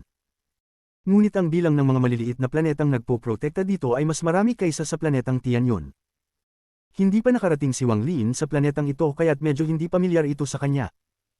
May mga alon na bumabalot sa planeta na nagpapakita ng aura ng mga restriction. Tahimik ang buong planeta ng pagsasanay. Parang patay ito, walang ingay. Habang tinitingnan niya, nakita rin ng baliw ang planetang pagsasanay. Agad siyang naging masaya, kumislap ang kanyang mga mata, at nagsimulang umatungal. Wow, wow! Ang daming tao, ang daming babae, maganda dito. Sa wakas, nakakita ako ng ibang tao, sobrang saya. Ang baliw ay masayang kumaway at tiningnan si Wang Lin. Gusto kong maglaro doon. Hinaplos ni Wang Lin ang kanyang mga mata at tinignan ang planetang pagsasanay. Hindi siya nagdala ng pansin mula sa mga cultivator sa planeta at malinaw niyang nakita ang buong sitwasyon. Isa itong rank 7 na planeta ng pagsasanay na nahahati sa daan-daang mga bansa. Maraming cultivators din, ngunit karamihan sa kanila ay nasa unang hakbang. Bihira ang mga cultivator sa pangalawang hakbang. Sa ibabaw, ang pinakamataas na cultivator ay isang kalalakihan sa edad na nasa Nirvana Cleanser stage. Ngunit sa gitna ng planeta ay may isang kuweba, at malinaw na may 4 na matandang halimaw na patuloy na nagsasagawa ng closed-door cultivation doon. Ang pinakamataas na cultivator ay nasa ikatlong Heaven's Blight. Ang dalawa pang mga tao ay nasa unang Heaven's Blight, at ang huling tao ay nasa Nirvana Shatterer stage. May mga puwersa ng apoy at yelo sa kuweba sa gitna ng planeta. Maliwanag na ginagamit nila ang mga ito upang sugpuin ang kanilang mga Heaven's Blight at sinusubukang dahan-dahan itong malimpasan. May mga importanteng bagay akong kailangang asikasuhin, kaya hindi ako makakalaro sa iyo. Inalis ni Wang Lin ang kanyang tingin. Alam niyang walang makakagasgas sa baliw na ito dito. Walang problema, maglalaro na lang ako mag-isa. Kung susundan mo ako, magiging hindi komportable ako. Kahit papilitin mong sumunod, hindi ako papayag. Ang baliw ay umungol. Nag-isip si Wang Lin ng kaunti habang tinitingnan ang baliw. May halong lamang ang kanyang mga mata nang sinabi niya, kailangan bang dito? Mas mabuti pa, sundan mo ako, at kapag natapos ko ang ginagawa ko, dadalhin kita maglaro. Iniling ng baliw ang kanyang ulo habang tinitingnan ang planetang pagsasanay. Ang mga mata niya ay puno ng kasiyahan habang binibigkas niya, ang daming tao dito, tiyak na masaya dito. Ang daming babae. Ang daming cultivators. Haha, tumakas ako noon para makahanap ng isang lugar na katulad nito. Ayoko nang pumunta kahit saan pa, dito na lang ako. Nakita ni Wang Lin ang ekspresyon ng baliw at napangiti ng bahagya. Pagkatapos mag-isip ng kaunti, si Wang Lin ay nakaramdam pa ng kaba. Sa huli, ang baliw ay may isipan ng isang bata. Kahit na mayroon siyang immortal na katawan, hindi maiwasang maloko. Okay lang na maloko siya ni Wang Lin, pero hindi niya papayagan ng iba na lokohin ang baliw na ito. Laging may kabayaran si Wang Lin sa mga taong naging mabait sa kanya, at ang baliw na ito ay nagbigay sa kanya ng malaking kapalaran. Hindi niya papayagan na saktan siya ng sinuman. Hindi. Inilabas ni Wang Lin ang kanyang manggas at isang sinag ng gintong liwanag ang tumama sa baliw. Nang ito ay pumulupot sa baliw, umalis si Wang Lin at hinayla siya. May galit sa mata ng baliw at nagsimula siyang mag-akyat. Gumamit siya ng hindi kilalang pamamaraan upang makawala mula sa gintong liwanag. Pagkatapos ay umaatungal siya ng galit habang may pagmamalaki. Anak ng, gaano pa ang kaya mong pilitin ako? Kahit si kuya hindi makontrol ako. Kung gusto kong maglaro doon, maglalaro ako. Kahit naguro kita, anong kwenta nun? Ilang guro na ako? 1, 2, 3, 8. Nakakalimutan ko na, paano mo ako pipilitin? Pupunta ako doon para maglaro. Ang baliw ay tumingin kay Wang Lin at ipinakita ang kanyang mga pangil, na may mabagsik na ekspresyon. Malupit na tinitigan ni Wang Lin ang baliw. Siya ay isang tahimik na tao at hindi siya ang klase ng tao na mahilig magbigay pansin sa iba. Nang makita niyang determinado ang baliw, nagbuga siya ng malamig na hininga at inalag ang kanyang kanang kamay. 2 sinag ng liwanag ang lumabas mula sa kanyang imbakan. Isang masigabong hiyaw ang umabot mula sa unang sinag ng liwanag. Hinding-hindi ako babalik, kahit anong mangyari, hinding-hindi ako babalik. Bawat beses na kailangan mo ako, tinatanggal mo ako at pagkatapos ay ibinabalik mo ako kapag hindi mo na ako kailangan. Kahit na ako ay isang espiritu ng espada, nagbigay ako ng mga dakilang merito para sa isang halimaw na katulad mo. Hindi mo ako pwedeng gawing ganito. Ang sinag ng liwanag ay si Shu Liguo. Nang lumitaw siya, nakita niya ang baliw. Nagulat din ang baliw saglit at tumingin kay Shu Liguo. Nagtinginan sila sandali bago may isang ulo na lumitaw mula sa ikalawang sinag ng liwanag. Si Liu Jinbiao ito. Maingat na tiningnan ni Liu Jinbiao ang paligid at pagkatapos ay sinuri ang baliw. Sa huli, pumikit siya ng ilang beses at maingat na lumapit. Kayong dalawa, samahan ninyo siya at hintayin niyo ako dito sa planetang ito ng pagsasanay. Sa panahong ito, huwag hayaang masaktan siya ng sinuman. Si Wang Lin ay isang tao ng kaunting mga salita, at ang kanyang mga salitang iyon ay nagbigay ng pakiramdam ng tensyon. Tiningnan ni Wang Lin ang baliw bago siya lumingon at naglakad papalayo. Kasama si Shu Liguo, na may disenteng antas ng pagsasanay, at si Liu Jinbiao, na magaling magmanipula, tiyak na magiging maayos ang baliw sa planetang ito ng pagsasanay na ligtas. Dahil dito, nakahinga siya ng maluwag. Pagkatapos ay nagpatuloy siya ng tuwid patungo sa punong himpilan ng Cultivation Alliance. Senior Brother Ching Shui, darating na si Wang Lin. Matapos umalis si Wang Lin, nagtinginan ang baliw at si Shu Liguo. Matapos ang isang mahabang sandali, sabay nilang sinabi ang mga salitang ito. Batang babae, sabihin mo sa king, anong pangalan mo? Sino ka? Nagulat si Shu Liguo sandali at agad na nagalit. Malupit niyang tinitigan ang baliw at sinabi, sino ang batang babae? Ang matandang ito ay lalaki. Tawa ng tawa ang baliw at tinuro si Shu Liguo. Matapos magtawanan ng ilang sandali, humawak siya sa kanyang tiyan na parang gamulong sa lupa. Lalaki ka. Haha, Little Red, halika, tingnan mo. Iniisip ng espiritu ng espada na hindi siya batang babae. Haha, mamamatay ako sa tawa. Umuulan. Little Red, umuulan, kumuha ka ng payong. Habang nagsasalita ang baliw sa sarili, nagkaroon siya ng kalituhan sa mga mata. Unti-unti siyang tumigil sa pagtawa at tinitigan si Shu Liguo. Pumikit si Shu Liguo matapos tinitigan ng baliw na naramdaman niyang kakaiba. Tumingin siya kay Liu Jinbiao nang may tanong sa mata. Si Liu Jinbiao ay may seryosong ekspresyon at lumapit ng ilang hakbang. Maingat niyang sinuri ang baliw bago tiningnan si Shu Liguo nang may ngiti. Ngunit gaano man tignan, may kakaibang pakiramdam ang ngiting iyon. Baliw. Oo, baliw, walang duda. Nagkatinginan sina Shu Liguo at Liu Jinbiao. Sabay nilang nilingan ang baliw at ngumiti sa kanya. Kabanata 1546 Bumalik na ako. Si Wang Lin ay gumagalaw sa kalawakan mag-isa. Ang kanyang katawan ay sobrang lakas, kaya't hindi na niya kailangang iwasan ang mga bitik sa kalawakan. Ang mga bitik na ito ay madalas na bumagsak kapag tinatamaan siya, at hindi siya nasasaktan. May isang mahina at gintong liwanag sa loob ng kanyang katawan. Habang siya ay gumagalaw, ang espasyo mismo ay tila kumukupas sa ilalim ng kanyang mga paa. Isang hakbang lamang at napapalakas siya ng ilang kilometro. Wala nang baliw na sumusunod, kaya't ang bilis ni Wang Lin ay umabot sa pinakamataas na antas. Malayo na siya mula sa punong himpilan ng alyansa, ngunit 3 hakbang lang ang kailangan niya para maglakbay sa buong sistemang bituin. Sa unang hakbang, siya ay lumitaw sa isang lugar na puno ng mga planetang pangpagsasanay at mga mag-aalis. Walang nakapansin kay Wang Lin. Ang karamihan ay nakaramdam lang ng mahina na alon na dumaan at agad na nawala. Si Guru Lu Fu ay isa sa mga mag-aalis na naruroon. Ang Brilliant Void ay may ilang lamang na mga mag-aalis sa 2 hakbang, at ang mga may kaalaman sa mga sinaunang porma ay mas kakaunti pa. Inanyayahan ni Guru Hongshan si Guru Lu Fu dito upang maglagay ng mga porma. Kahit siya ay nakaramdam lang ng malabo na pangitain, parang may dumaan lang. Agad siyang nagkibit ng mata. Parang may dumaan, isang pamilyar na aura, tinitigan ni Guru Lu Fu ang hinaharap at umiiling. Ang aura na ito ay halos kapareho sa kanya, ilang dekada na ang nakalipas, ngunit wala ni isang balita tungkol sa kanya, baka ang aking mga mata lang ay malabo. Ang ekspresyon ni Guru Lu Fu ay tila malungkot. Nakita rin ni Wang Lin si Guru Lufu, ngunit ang oras ay mahalaga kaya't hindi siya tumigil at kinuha ang pangalawang hakbang. Sa pangalawang hakbang, siya ay nakarating sa gitna ng Brilliant Void. Ang lugar na ito ay medyo walang laman, at hindi nagtagal ay lumitaw ang mga bitik sa kalawakan na parang mga peklat. Parang may matinding labanan na naganap dito ilang taon na ang nakalipas. Ang labanan na iyon ay sobrang tapang, na nagdulot ng pagbagsak ng kalawakan. Dahil sa mga pagbagsak na ito, nagkaroon ng mga bitik sa kalawakan. Parang ang lugar na ito ay naputol mula sa Brilliant Void Star System. Ang mga bitik din ay nagpapahirap sa Divine Sense na sakupin ang lugar na ito. Kasama pa ang mga alon na pawn ng lugar, naging imposible para sa Divine Sense na matukoy ang anuman. Ito ay naging isang lugar kung saan hindi magagamit ang Divine Sense. Naroon pa ang mahina na amoy ng dugo. Ito ay nagbubunyag ng trahedya na nangyari dito. Malinaw na naaalala ni Wang Lin na ang labanan sa pagitan ng All Heaven at ng Alyansa ay hindi ganito kalakas. Isa lamang ang sagot sa pagbabagong ito. Huwag kayang kung gaano katagal akong nagtagal sa Nether Beast. Nais ko sanang malaman kung ilang labanan na naman ang naganap laban sa Outer Realm, dapat ay nahanap at winasak na ang 7 Colored Realms.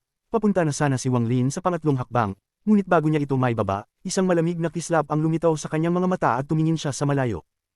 May tatlong sinag ng liwanag na lumilipad sa malayo. Ang nasa unahan ay isang mag-aalis mula sa Inner Realm. Isang matandang lalaki na may maputlang ekspresyon na patuloy na umuubo ng dugo, ngunit may mabagsik na ekspresyon. Sa likod niya ay dalawang mag-aalis mula sa Outer Realm na may magkakaibang marka sa kanilang mga noo. Isa sa kanila ay mula sa Fire Sparrow Clan at ang isa pa ay mula sa Heavenly Wolf Clan. Ang dalawa ay may malupit na ekspresyon at ipinakita ang malupit na hangarin. Ang mag-aalis mula sa Fire Sparrow Clan ay nagngiti at inilog ang kanyang kanang kamay. Isang apoy ang lumabas mula sa kanyang noo. Master Flamespark, pumasok ka dito ng ilang beses. Akala mo ba na ang lugar na ito ay sa inyong Inner Realm? Pinatawad ka namin sa mga nakaraang pagkakataon, ngunit ngayong pagkakataon, hindi ka na makakalabas. Ang apoy ay mabilis na tumama sa matandang lalaki. Siya si Master Flamespark. Ang mga mata ni Master Flamespark ay puno ng kabaliwan. Ang kanyang mga kamay ay gumawa ng isang seal at inilog ito. Mahigit sa 100 ng mga piraso ang lumitaw at bumuo ng mga umiikot na harang. Ang mga ito ay tumama sa dagat ng apoy. Isang malalakas na tunog ng pagsabog ang narinig at habang kumakalat ang epekto, umuubo ng dugo si Master Flamespark. Ginamit niya ang lakas ng epekto upang magpatuloy ng mabilis. Ang mga piraso sa likod niya ay sinunog ng dagat ng apoy at 3 sa mga ito ang bumagsak. Ang natitirang mga piraso ay sumunod kay Master Flamespark.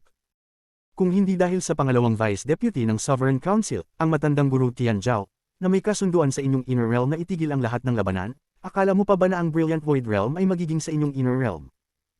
Ang miyembro ng Heavenly Wolf Clan ay nagpakita ng isang tanawin ng pang-uuyam. Inilog niya ang kanang kamay at isang berdeng imahe ng lobo na libu-libong talampakan ng taas ay lumitaw. Tumalon ito patungo kay Master Flamespark. Ang dalawang mag-aalis mula sa Ancient Star System ay parehong nasa tuktok ng Nirvana Shatterer Stage, kagaya ni Master Flamespark ngayon. Ang katunayan na nakatagal siya hanggang ngayon ay nagpapakita kung gaano siya kalakas. Habang ang berdeng lobo ay papalapit, biglang lumingon si Master Flamespark. Kinagat niya ang dulo ng kanyang dila at samuka ng dugo sa mga piraso sa likod niya. Ang ekspresyon niya ay naging mabagsik at sumigaw, sumabog. Patuloy ang mga tunog ng kulog habang ang mahigit sa 100 ng mga piraso ay sumabog, lumikha ng malakas na puwersa ng pagkawasak. Ang berdeng lobo ay sumigaw ng malakas at bumagsak. Gayunpaman, sa parehong oras, ang katawan ni Master Flamespark ay nanginginig. Ang kanyang mukha ay naging mapatla at siya ay natamba. Mga nalalabi mula sa Outer Realm, kung hindi trapado si Master Hongshan, kung si Master South Cloud ay lumabas mula sa pagsasanay sa silid, kung hindi nawawala ang Lord of the Sealed Realm, paano kayo manggahas na maging ganito ka-arogan? Ang boses ni Master Flamespark ay malungkot at ang mga mata niya ay puno ng kabaliwan. Alam niyang hanggat makakatakas siya, hindi na siya hahabulin ng dalawa. Sa wakas, pagkatapos niyang makalabas sa lugar na ito, wala nang espesyal na mga bitek na magsisilbing harang sa kanyang galaw at magagamit niya ang spatial bending. Kung patuloy pa silang humabol, magkakaroon sila ng mga alalahanin. Gayunpaman, malayo pa siya mula sa gilid ng lugar na ito. Pinagdiinan ni Master Flamespark ang kanyang mga ngipin at umatras gamit ang buong lakas. Ang mga mag-aalis mula sa Fire Sparrow Clan at Heavenly Wolf Clan ay tumapak sa epekto ng pagbagsak at papalapit ng papalapit. Napakahangin. Kalimutan mo si Master Hongshan at si Master South Cloud, ngunit paano ang sinasabing Lord of the Sealed Realm? Ang taong iyon ay pinalad lang at isinakripisyo ang kanyang buhay. Malinaw na patay na siya, ngunit patuloy niyo pa ring sinasabi na siya'y nawawala. Ang galit ay kumikislap sa mga mata ng mag-aalis mula sa Fire Sparrow Clan. Nagbuga siya ng malamig na hininga at gumawa ng isang seal gamit ang kanang kamay. Isang itim na ibon na apoy ang lumitaw sa likuran niya at sumigaw. Patay na ang Lord of the Sealed Realm, mas alam niyo pa ito kaysa sa amin. Kung buhay pa siya, bakit hindi siya lumitaw sa ikalawa at ikatlong laban? Bakit hindi siya lumitaw nung natrap si Master Hong Shan? Lord of the Sealed Realm. Isang peking pangalan. Sa mata ng matandang ito, isa siyang bata. Ang mga salita mula sa Heavenly Wolf Clan Cultivator ay matalim. Ang kanang kamay niya ay gumawa ng isang seal at agad na tumubo ng berdeng buhok sa buong kanyang kanang braso. Ang ekspresyon ni Master Flamespark ay malungkot habang siya ay umatras, ngunit patuloy pa rin siya sa pagtawa ng mabagsik. Itinuturo niya ang mag-aalis mula sa Fire Sparrow Clan at sumimangot ng malupit. Napakahangin. Pinatay ng inyong ninuno ang inyong Fire Sparrow Clan sa isang iglap at pinabagsak ang higit sa 100,000 na mag-aalis mula sa Outer Realm. Narinig mo ba ang mga pag-iyak ng inyong ninuno bago siya namatay? Ang kalooban ng Fire Sparrow Clan Cultivator ay naging mabagsik. Ang sakit na ito ay nararanasan ng buong Fire Sparrow Clan. At kayo mula sa Heavenly Wolf Clan, ang inyong ninuno ay alipin ng Lord of the Sealed Realm. Kahit siya ay tumakas, makikita niyo bang hindi siya natatakot? Isang araw na hindi siya nanginginig. Ang ekspresyon ng Heavenly Wolf Clan Cultivator ay nagbago ng malaki. Ang berdeng buhok sa kanyang kamay ay mabilis na tumubo at agad na sumikop sa karamihan ng kanyang itaas na katawan. Ang kanang braso niya ay naging isang malaking ulo ng lobo. Pumunta ka sa ilalim ng lupa para hanapin ang inyong Lord of the Sealed Realm. Sa isang sigaw, ang Heavenly Wolf Clan Cultivator ay nagpadala ng isang suntok. Isang nakakagulat na ungol ng lobo ang umalingaw at ang kanang braso niya ay lumipad palayo. Naging isang malaking lobo ito at mabilis na tumalon patungo kay Master Flamespark. Kasabay nito, nagbigay ng isang hiyawang mag-aalis mula sa Fire Sparrow Clan. Ang itim na ibon ng apoy ay sumigaw at isang nakakalokong dagat ng itim na apoy ang pinalibutan nito. Tumungo sila patungo kay Master Flamespark sa isang nakakagulat na bilis kasama ang malaking lobo. Lahat ng ito ay nangyari sa isang iglap. Nagpakita si Master Flamespark ng malupit na ngiti at tinanggal ang lahat ng pag-iisip na makatakas. Nagkaroon ng kabaliwan sa kanyang mga mata at nag-alab ang kanyang kahambugan. Hinding-hindi ako natatakot mamatay. Kung mamamatay ako na may kasamang pagsabog. Hindi siya umatras kundi tumawa ng mabagsik. Handang magsakripisyo ng sarili upang makamit ang lakas na iyon. Ang itim na ibon ng apoy ay may kasamang matinding apoy at ang malaking lobo ay may kasamang nakamamatay na aura habang papalapit. Ang mag-aalis mula sa Fire Sparrow Clan at Heavenly Wolf Clan ay nagpakita ng malupit na ngiti. Malinaw nilang naiisip na mamamatay si Master Flamespark. Kahit mag-self-destruct siya, wala nang silbi laban sa kanilang pinagsamang lakas. Ngunit, sa puntong ito, isang nakakagulat na pagbabago ang nangyari. Isang ordinaryong kanang kamay ang biglang lumitaw sa likod ng katawan ni Master Flamespark. Dahan-dahan itong hinawakan siya at marahang hinayla. Pinatay nito ang apoy sa katawan ni Master Flamespark at iniligtas siya sa gilid. Pagkatapos, isang figure na nakasuot ng puti ang biglang lumitaw. Ang ekspresyon niya ay malungkot, pagkatapos ay tumingala siya at ang mga mata niya ay naglabas ng isang nakakasilaw na gintong liwanag. Ang gintong liwanag ay kayang yumanig ng langit. Nang lumitaw ito, pinailaw nito ang buong lugar na para bang isang gintong mundo. Lumayas. Sa sandaling lumitaw ang gintong liwanag, isang napakalamig na boses na nagdulot sa dalawang mag-aalis mula sa Outer Realm na mawalan ng ulirat ang umalingaw. Ang dalawa ay pamilyar sa boses na ito. Ang boses na ito ay isang bangungot sa kanilang alaala. Sila ay bahagi ng ikatlong alon ng mga mag-aalis, at ang boses na ito ang pinagmula ng kanilang walang katapusang takot. Nang malinaw nilang nakita ang figure na iyon, ang huling pag-asa na kanilang pinanghahawakan ay nag-collapse. Lord of the Sealed Realm. Lord of the Sealed Realm. Ang isang boses na nagbago dahil sa hindi maipaliwanag na takot ay lumabas mula sa dalawa. Ang ganitong uri ng boses ay maaari lamang marinig kapag ang isang tao ay natakot hanggang sa ang kanilang isipan ay mag-collapse. Lord of the Sealed Realm Wang Lin. Ang huling boses ay puno ng hindi maipaliwanag na kagalakan. Galing ito kay Master Flamespark, na nagulat sa hindi makapaniwala. Bumalik na ako. Kabanata 1547 Dekadang Pagbabago. Ang cultivator mula sa Fire Sparrow Clan ay agad na napakaputla at mabilis na umatras. Hindi niya alam kung makakatakas pa siya, ngunit ang tanging naiisip niya ay tumakas. Ngunit kalimutan mo na siya, kahit na ang ninuno ng Fire Sparrow Clan ay muling mabuhay, hindi siya makakapalag kay Wang Lin. Ang gintong liwanag mula sa mga mata ni Wang Lin ay humaplo sa buong lugar, na nagdulot ng pagbagsak ng lahat ng spatial rift sa paligid. Habang ang cultivator mula sa Fire Sparrow clan ay kumuha ng kalahating hakbang paatros, ang gintong liwanag ay pumulibot sa kanyang katawan. Isang masakit na sigaw ang kanyang pinakawalan at ang kanyang origin soul ay bumagsak ng walang kalaban-laban. Ang malaking itim na apoy na ibon na ipinatawag niya upang lunukan si Master Flamespark ay puno ng takot. Nakakuha ito ng kaunting katalinuhan at nagsimulang magpanik. Ngunit napapalibutan din ito ng gintong liwanag at nawala mula sa pag-iral. Ang cultivator mula sa Heavenly Wolf clan ay nanginginig. Hindi niya nakita ang pagkamatay ng kanyang kasama dahil ang lahat ng nasa harap niya ay napalitan ng gintong liwanag. Bahagya niyang nakita ang malabo na anyo ni Wang Lin mula sa likod ng gintong liwanag. Ang anyo na iyon ay naging kanyang bangungot sa nakaraang mga dekada. Hindi niya malilimutan ang anyo na may hawak na malaking palakol na pumihil sa 10,000 cultivators na pumasok at lumabas. Naalala pa rin niya ang pangalan na iyon. Panginoon ng Sealed Realm. Sa kanyang presensya, hindi naglakas loob ang tens of thousands ng cultivators na maglakad ng kalahating hakbang. Ang lakas ng palakol na iyon ay nagwasak sa hindi mabilang na cultivators mula sa ikatlong wave. Ang nakamamanghang spatial rift na iniwan nito ay nandoon pa. Tuwing dumaan siya sa rift na iyon, ang kanyang puso ay nanginginig. Hindi niya malilimutan na siya ay nasa kabilang bahagi ng palakol na iyon noon. Marami sa kanyang mga kasama ang namatay at siya ay pinalad na makaligtas. Bitin sa kanyang alaala ang isang buhay na puno ng bangungot habang siya ay umatras sa takot. Ngayon, nakita niyang muli ang nakakatakot na anyo na iyon. Sa ilalim ng hindi maipaliwanag na takot, biglang naging baliw ang cultivator mula sa Heavenly Wolf clan. May twisted na ngiti, nakalimutan niyang umatras. Ang kanyang balat ay natutunaw at ang kanyang origin soul ay bumagsak. Ang kanyang pag-iral ay agad na nawala. Ang lahat ng ito ay nangyari sa isang kisap mata.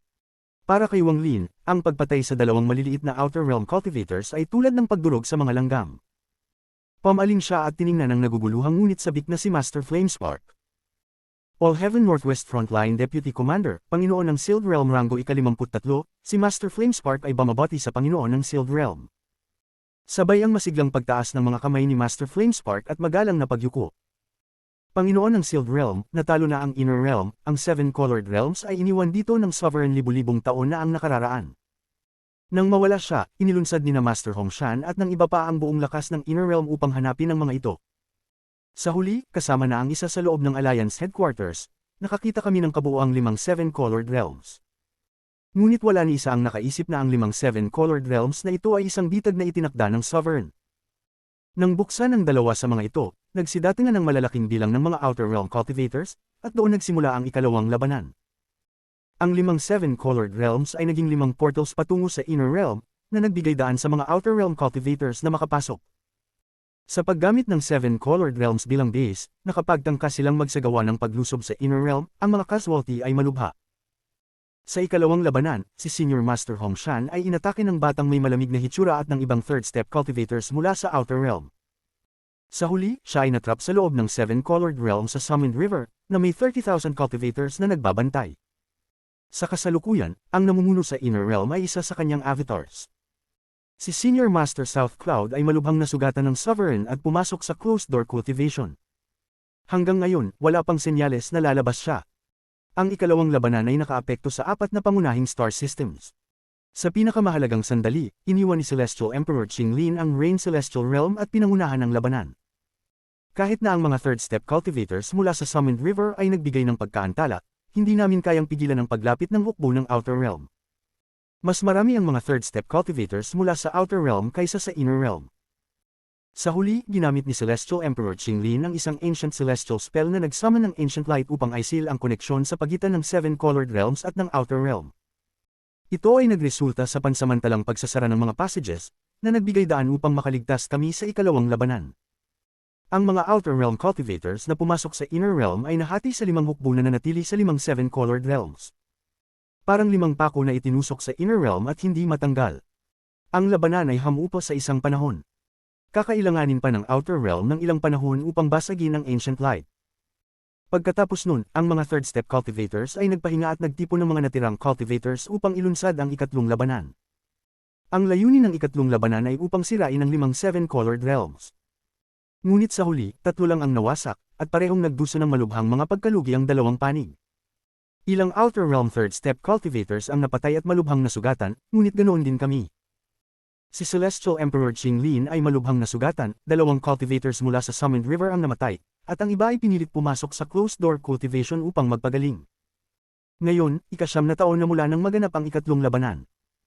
Ayon sa kalkulasyon ni Master Hong Shan, hindi magtatagal at mababasag ng Outer Realm ang Ancient Light. Pagkatapos, papasok sila at magsasanib puwersa sa dalawang natitirang Seven-Colored Realms. Ang Inner Realm ay nasa panganib. Agad na ikinwento ni Master Flamespark kay Wang Lin ang mga nangyari. Siya ay malubhang nasugatan sa ikatlong labanan at ang kanyang cultivation level ay bumagsak. Kung hindi siya tatargetin ng dalawang Nirvana Shatter Cultivators. Pagkatapos magpasalamat ng excited, damyugo ang bibig ni Master Flamespark at tumingin siyang malungkot. Ang mga sugat niya ay sumabog at nasa kanyang katapusan. Panginoon ng Sealed Realm. Ang Inner Realm ay nasa panganib. Wala ng Seven-Colored Realm sa All Heaven. Ang isa sa Cloud Sea ay winasak mo. Pagkatapos mong mawala, natagpuan namin ang iba pang 5 lugar. Maliban sa isa sa Brilliant Void, ang iba ay nasa Summoned River. Dahil dito, bumagsak ang Summoned River nang magsimula ang ikalawang labanan. Hanggang ngayon, hindi pa namin kayang bawiin ang Summoned River. Isa na itong teritoryo ng mga Outer Realm Cultivators. Madalas nilang inaabuso ang mga cultivators ng Summoned River. Sa unang labanan, muntik nang mag-collapse ang Cloud Sea, ngunit ito ay nananatili sa aming kontrol. Ang All Heaven ay ang pinakatahimik at walang masyadong collapse. Ngunit ang Brilliant Void ay katulad ng Summoned River. Dahil sa Seven-Colored Realm sa Alliance Headquarters, ang star system na ito ay kontrolado ng parehong panig. Sinubukan ni Master Hong Shan na sirain ang natitirang Seven-Colored Realms dahil natatakot siya sa pagkakaroon ng dalawang harapan sa oras ng ika-4 na labanan. Ngunit ilang beses na siyang sumubok, ngunit wala ng lakas ang Inner Realm upang sirain ang mga ito, lahat ng cultivators ay nasa closed-door cultivation. Tahimik na nagmuni si Wang Lin at may kumislap na kalamnan ng malamig na galit sa kanyang mga mata. Hindi niya inaasahan na magkakaiba ang agos ng oras sa loob ng Nether Beast. Ang napakaraming labanan ay nangyari sa labas. Ang Summoned River ay bumagsak, ang Alliance Headquarters ay okupado ng mga Outer Realm Cultivators, may kumislap na pagnanasa sa mga mata ni Wang Lin. Bakit ka narito? Ang pagnanasa niyang pumatay ay nagdulot ng gintong liwanag na hindi sinasadyang kumalat.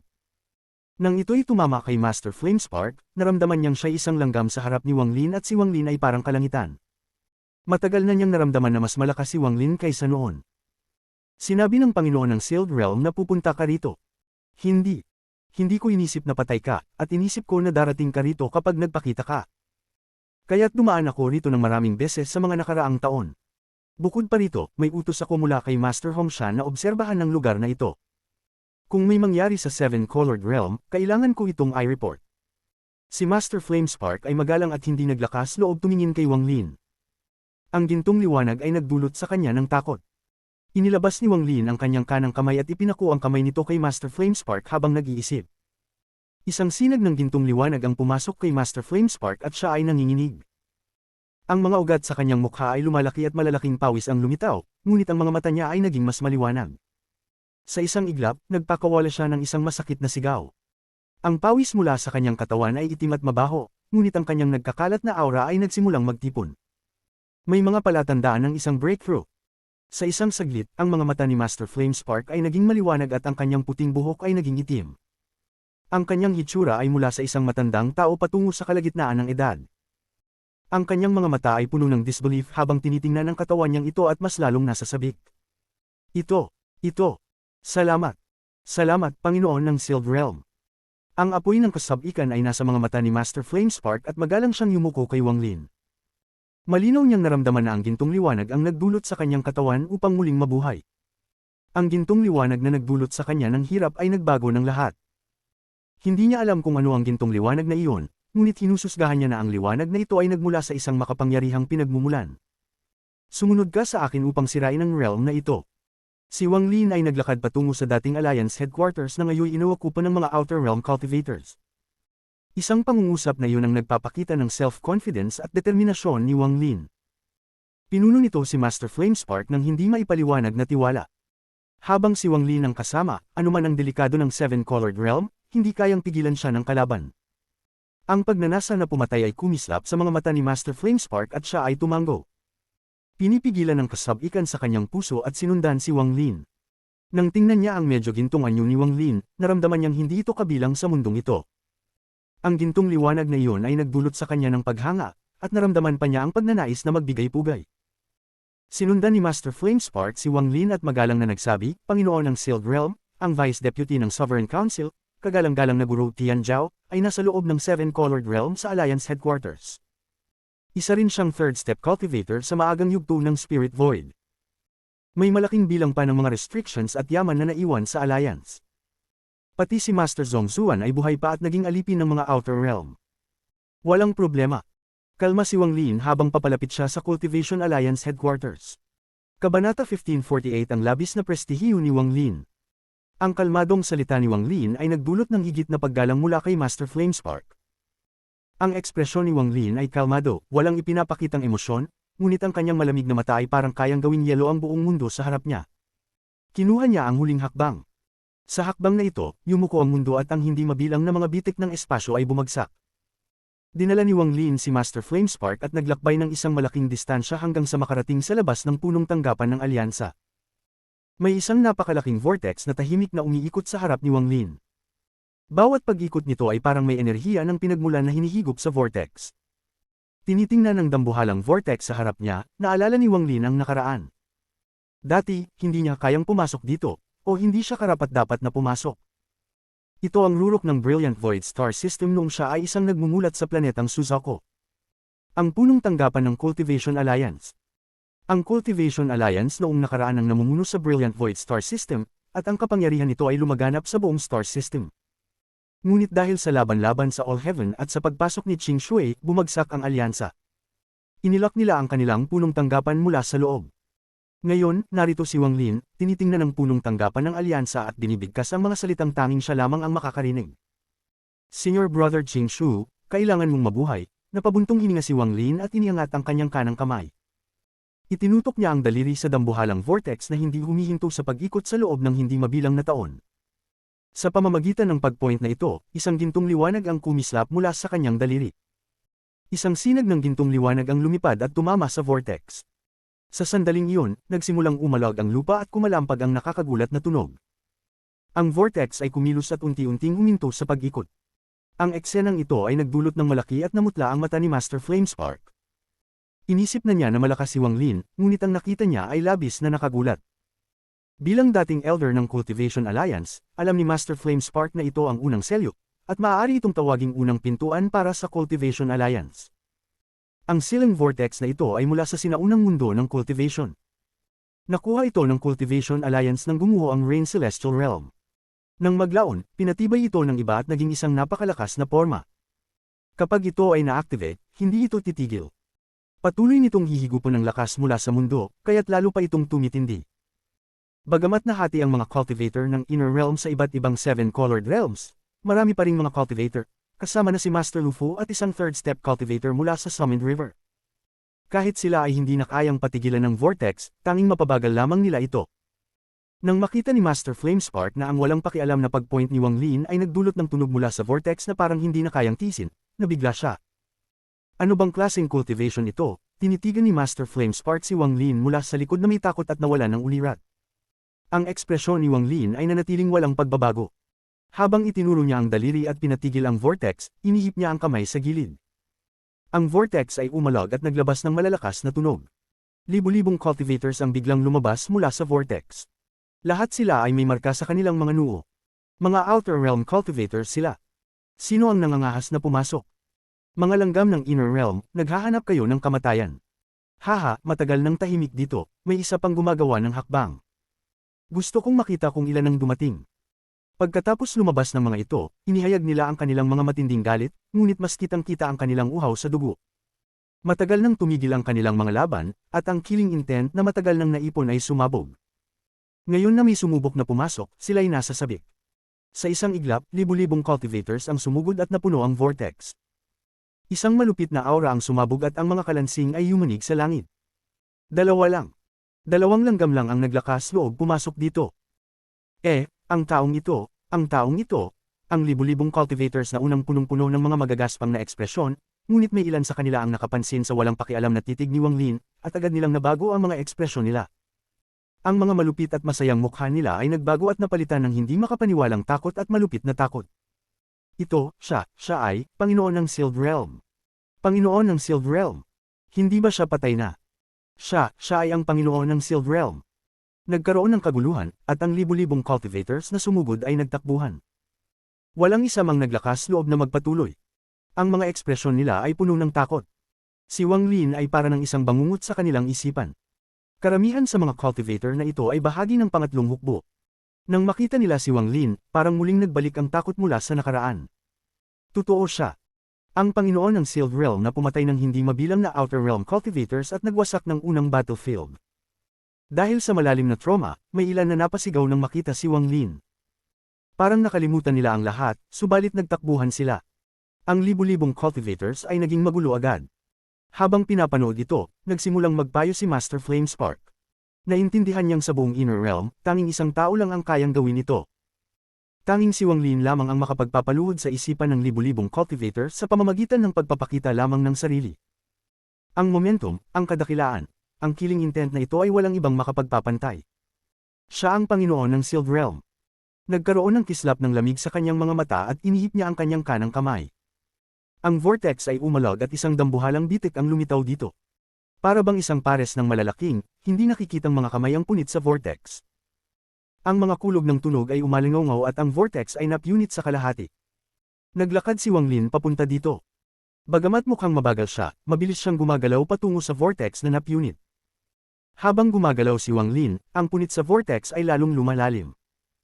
Si Wang Lin ay parang isang hindi nakikitang espada, at sa tuwing siya ay lumalapit, ang hindi nakikitang enerhiya ng espada ay winawasak ang lahat ng kanyang daraanan. Ang vortex na tumigil sa pag-ikot ay napunit sa kalahati at kumalat sa gilid. Ang daan-daang cultivators ay nagbigay ng malulungkot na sigaw habang sila ay naapektuhan ng pagbagsak ng vortex at namatay. Habang si Wang Lin ay patuloy na gumagalaw, siya ay pumasok sa vortex. Pagkatapos, inangat niya ang kanyang kanang paa at walang awa itong tinapakan pababa. Ang isang malakas na kulog ay umalingaw, ang espasyo mismo ay nanginginig, at ang tunog ng pag-crack ay umabot. Ang mga bitik na parang sapot ng gagamba ay lumitaw at agad na gumuho. Ang espasyo mismo ay nagsimulang gumuho, at habang ito ay bumabagsak, inihip ni Wang Lin ang kanyang kanang kamay. Isang gintong liwanag ang sumabog, bumuo ng isang gintong bagyo na nilakbay ang buong lugar. Para bang isang hangin ang dumaan at binanggit ang isang belo. Ang libu-libong cultivators na lumabas ay namatay ng malupit sa ilalim ng gintong bagyong ito. Hindi sila nakalaban kahit kaunti. Nang matanggal ang belo, naging malinaw ang espasyo at ang punong tanggapan ng Cultivation Alliance ay nahayag. Ito ay isang dambuhalang planetang para sa cultivation na napapaligiran ng hindi mabilang na mas maliliit na planeta. Isang napakalakas na liwanag ng dugo ang sumisikat mula sa ibaba ng planeta. Sa isang sulyap, may makikita kang bitik ng espasyo sa ibaba ng planetang ito, at ang liwanag ng dugo ay nagmumula-mula sa bitik na iyon. Habang sinusundan ni Master Flamespark si Wang Lin, tinitingnan niya ang lahat ng ito nang may galit sa kanyang mga mata. Tinutok niya ang kanyang mga mata sa dambuhalang planeta at itinuro ito. Panginoon ng Sealed Realm, diyan matatagpuan ang pangunahing bulwagan ng Cultivation Alliance. Nandoon si Master Zhongzhuan. Kasabay ng mga tunog ng kaluskos mula sa lahat ng direksyon. Ang mga Outer Realm cultivators ay nagsilabas mula sa planeta at libu-libong cultivators ang nagpakita. Nang makita nila si Wang Lin, ang kanilang malupit na killing intent ay biglang nawala at ang kanilang mga ekspresyon ay nagbago ng malaki. Nakilala nila si Wang Lin. Naging nerbyoso si Master Flamespark matapos siyang titigan ng libu-libong cultivators, ngunit nang tumingin siya kay Wang Lin, siya ay kumalma. Ang kalmadong ekspresyon ni Wang Lin ay nagpakita na wala itong pakialam sa lahat ng ito. Panginoon ng Sealed Realm. Isang pang-aasar ang dumating mula sa malaking planetang para sa cultivation, at isang itim na mist ay lumitaw mula sa hangin. Isang matandang lalaki na nakasuot ng itim ang lumabas. Sa sandaling siya ay lumitaw, ang lahat ng Outer Realm cultivators ay nagkaroon ng bagong sigla. Mabilis na sinabi ni Master Flamespark, siya si esteemed teacher Tian Zhao. Ang walang pakialam na titig ni Wang Lin ay nakatutok sa matandang lalaki na nakasuot ng itim, at pagkatapos ay siya ay naglakad papunta rito. Sa sandaling kumilos si Wang Lin, ngumiti ang matandang lalaki na nakasuot ng itim. Ang kanyang mga kamay ay bumuo ng isang seal at ang walang katapusang enerhiya ng Joss Flame ay lumitaw. Anong pakialam kung siya ay Panginoon ng Sealed Realm? Lahat kayo, panoorin kung paano patayin ng matandang ito ang Panginoon ng Sealed Realm. Pagkatapos ko siyang patayin, ako ang magiging unang ranggo sa Ancient Star System. Ang matandang lalaki na nakasuot ng itim ay dumaba ng pang-aasar at naglakad din patungo kay Wang Lin. Ibinangon niya ang kanyang mga manggas at ang Joss Flames ay naging tatlong itim na dragon. Sila ay puno ng mga tinik, na parabang tatlong itim na hampas. Ang espiritual na lakas na natatangi sa mga Spirit Void Cultivators ay kumalat at isang kakaibang pagbulong ang umalingaw-ngaw. Binuksan ng tatlong itim na dragon ang kanilang mga bibig, na naglalabas ng tatlong Joss Flame Realms na naglalaman ng hindi mabilang na mga Joss Flame Disciples. Ang Joss Flames ay pumasok sa tatlong itim na dragon, na nagiging tatlong Joss Flame Dragons. Ito ang pinakamalakas na asero ni esteemed Teacher Tian Zhao. Ito ay kilala pa sa buong Ancient Star System. Ang mga dragon na ito ay hindi patay. Dumaan siya sa maraming panganib upang mahuli ang mga tunay na dragon mula sa isang misteryosong lugar. Pagkatapos ng mga 10,000 taon ng refining, nagawa ni esteemed Teacher Tian Zhao na gawing samamba sa kanya ang tatlong itim na dragon at naging mga Joss Flame Souls niya. Kabanata 1549 Tanungin ng langit kung sino ang makakapagkontrol ng buhay at kamatayan. Bagamat mayabang ang tono ni esteemed Teacher Tian Zhao at ipinakita ang isang hitsura ng paghamak, siya ay lubos na seryoso. Bagamat hindi pa niya nakikita si Wang Lin, ang pangalan ng Panginoon ng Sealed Realm ay madalas pag-usapan sa nakaraang mga dekada. Lalo na, ang pagkakaputol ng ancestor ng Fire Sparrow Clan sa kalahati ay nagdulot ng matinding pagkabigla sa kanya. Ngunit kung ito lang, wala siyang pakialam. Sa huli, ang ancestor ng Fire Sparrow Clan ay nasa unang yugto pa lamang ng Nirvana Void at hindi karapat-dapat ng kanyang atensyon. Ang talagang nagpakabigla sa kanya ay si esteemed Nanzhao. Ang antas ng cultivation ni esteemed Nanzhao ay katulad sa kanya, ngunit sa huli, siya ay namatay ng malupit sa kamay ng Panginoon ng Sealed Realm na ito. Ngayon lang niya nakita si Wang Lin, at nakita niyang pinigilan at pinunit ni Wang Lin ang vortex na umiinog ng mga hindi mabilang na taon sa labas ng punong tanggapan ng Alliance. Dahil dito, nangangalot ang kanyang anit. Ngunit ngayon ay kinakailangan niyang magsalita ng ganito. Kung hindi, kung ipakita niya ang kahit anong balak na umatras, ang mga isipan ng mga tens of thousands ng cultivators ay agad naguguho. Ang taong ito ay nagpahiram ng formation spirit mula noon, walang paraan na ang isang tao sa kanyang antas ng cultivation ay makakapagpatay kay Nanzhao. Ngayon, nakapagpahinto siya ng vortex dahil sa kanyang pagkaunawa sa mga limitasyon. Hindi naniniwala ang matandang ito na magagawa niyang kahit ano nang wala ang heaven-splitting axe. Pinayapa ni esteemed Teacher Tian Zhao ang sarili matapos niyang maisip ang bagay sa loob ng Seven-Colored Realm. Sa sandaling ito, iniwagayway niya ang kanyang malaking manggas at ang tatlong Joss Flame na itim na dragon ay sumugod patungo kay Wang Lin. Ang tens of thousands ng Outer Realm cultivators ay lahat naging nerbyoso. Napakabilis ng paglitaw ni Wang Lin, at bago pa nila may adjust ang kanilang mga isipan, puno na sila ng takot. Hindi nila magawang lumaban. Nag-iwan si Wang Lin ng isang malalim na impresyon sa kanila noon. Isang pakiramdam ng kabaliwan na kayang gawin ng kanilang mga kaluluwa na manginig, isang pakiramdam ng kaluwalhatian at lakas na nagpapagalaw sa kanilang takot. Bago pa man magsimula ang unang laban, inirekomenda na ng Ancient Star System si Wang Lin bilang numero 1 tao na kailangang patayin. Karamihan sa mga tao sa Ancient Star System ay may paghamak dito, ngunit matapos ang unang laban, wala nang nagtanong dito. Si Wang Lin ay isang tao na kinatatakutan ng mga Outer Realm cultivators. Isang masakit na punit sa laman, isang napakasakit na pahirap. Ang tatlong Joss Flame na itim na dragon ay naglabas ng mga alulong na umalingaw at sumugod kay Wang Lin. Bago pa man sila makalapit, isang hangin ang dumaan na nagpasabog sa mahahabang buhok ni Wang Lin at ang kanyang puting kasuotan ay dumaluyong. Pati na rin ang espasyo sa paligid ni Wang Lin ay tila malalaglag sa ilalim ng hangin na ito. Ang mga tunog ng pag-crack ay umabot at maraming bitik sa espasyo ang lumitaw. Si Master Flame Spark ay nasa likuran niya, at ang kanyang mga mata ay kumurot at ang lahat ng kanyang buhok ay tumayo. Malinaw niyang naramdaman ang isang nakakatakot na lakas mula sa hangin ng mga itim na dragon. Ang lakas na ito ay kayang gumuho ng espasyo mismo. Kung may kahit isang bahagi na damapo sa kanya, ang kanyang katawan at kaluluwa ay magigiba. Pakiramdam niya kahit si Master Lu Fu ay darating, kailangan niyang mabilis na umatras. Ang isang maliit na pagkakamali ay magdudulot ng malubhang pinsala kay Master Lu Fu. Ngunit, hindi ang hangin ang ikinakatakot ni Master Lu Fu, ang ikinakatakot niya ay si Wang Lin. Nanatiling kalmado si Wang Lin habang ang kanyang kasuotan at buhok ay dumaluyong sa hangin. Walang marka ang iniwan ng hangin sa kanyang mukha. Para bang ang nakasisirang hangin na ito ay isang simpleng simoy lang para sa kanya. Tatlong Joss Flame na itim na dragon, habang tinitingnan ni Wang Lin ang tatlong mabagsik na itim na dragon, isang kislap ng lamig ang sumak sa kanyang mga mata. Magagamit lamang niya ang 20% ng kanyang lakas kung ayaw niyang magkaroon ng rejection force. Kung isang Nirvana Void Cultivator, kaya niyang patayin ang taong iyon agad. Ngunit, ang 20% ay hindi sapat upang patayin agad ang isang Spirit Void Cultivator, kahit na isa pa sa unang yugto. Gayunpaman, may mga bagay siyang kailangang gawin ngayon. Iligtas si Qing Shui at makuha ang Dao Spirit ay mga bagay na kailangan niyang gawin. Nagdesisyon si Wang Lin. Hahayaan ko muna ang rejection force. Kahit na paikliin ito ang oras na kaya kong pigilan ito, kailangan kong magbigay ng lahat ngayon. Matapos magdesisyon, hindi ginamit ni Wang Lin ang anumang spells. Sa sandaling ito, nang magsimula ng lumapit ang tatlong itim na dragon, ang mga mata ni Wang Lin ay nagbigay ng kislap ng gintong liwanag. Sa isang kisap mata, ang gintong liwanag ay sumikop sa buong lugar. Ang katawan ni Wang Lin ay naging malabo sa ilalim ng gintong liwanag at isang aura na kayang magpabagsak ng mundo ay kumalat mula sa kanyang katawan. Ang aura na ito ay yumanig sa buong mundo habang ang gintong liwanag ay bumalat sa buong lugar. Tatlong malungkot na alulong mula sa tatlong Just Flame na itim na dragon na sumugod kay Wang Lin. Matapos silang mabigla ng gintong liwanag, ang kanilang mga katawan ay nayanig at hindi na nila kayang lumapit. Nais nilang umatras sa halip. Ngunit, habang ang gintong liwanag ay kumalat, ang tatlong Just Flame na itim na dragon ay umatras lamang ng ilang dosenang talampakan at hindi na naglakas loob na magpatuloy. Tinitingnan nila si Wang Lin ng takot na ang kanilang malalaking katawan ay naging sobrang liit. Ang takot sa kanilang mga mata ay tila lumulunod sa kanila. Nakilala nila ang gintong liwanag na ito. Sa kailaliman ng kanilang mga alaala, ang gintong liwanag na ito ay isang bagay na hindi kayang burahin. Bagamat nahuli sila ni esteemed teacher Tian Zhao noong bata pa sila at unti-unting pinino upang maging mga Just Flame souls niya, ang alaala ng gintong liwanag na ito mula sa kanilang pamana ay hindi kayang burahin. Malinaw nilang naaalala na matagal na panahon na ang nakalipas, ang sinumang may gintong liwanag na ito ay nakatayo sa tuktok ng mundo.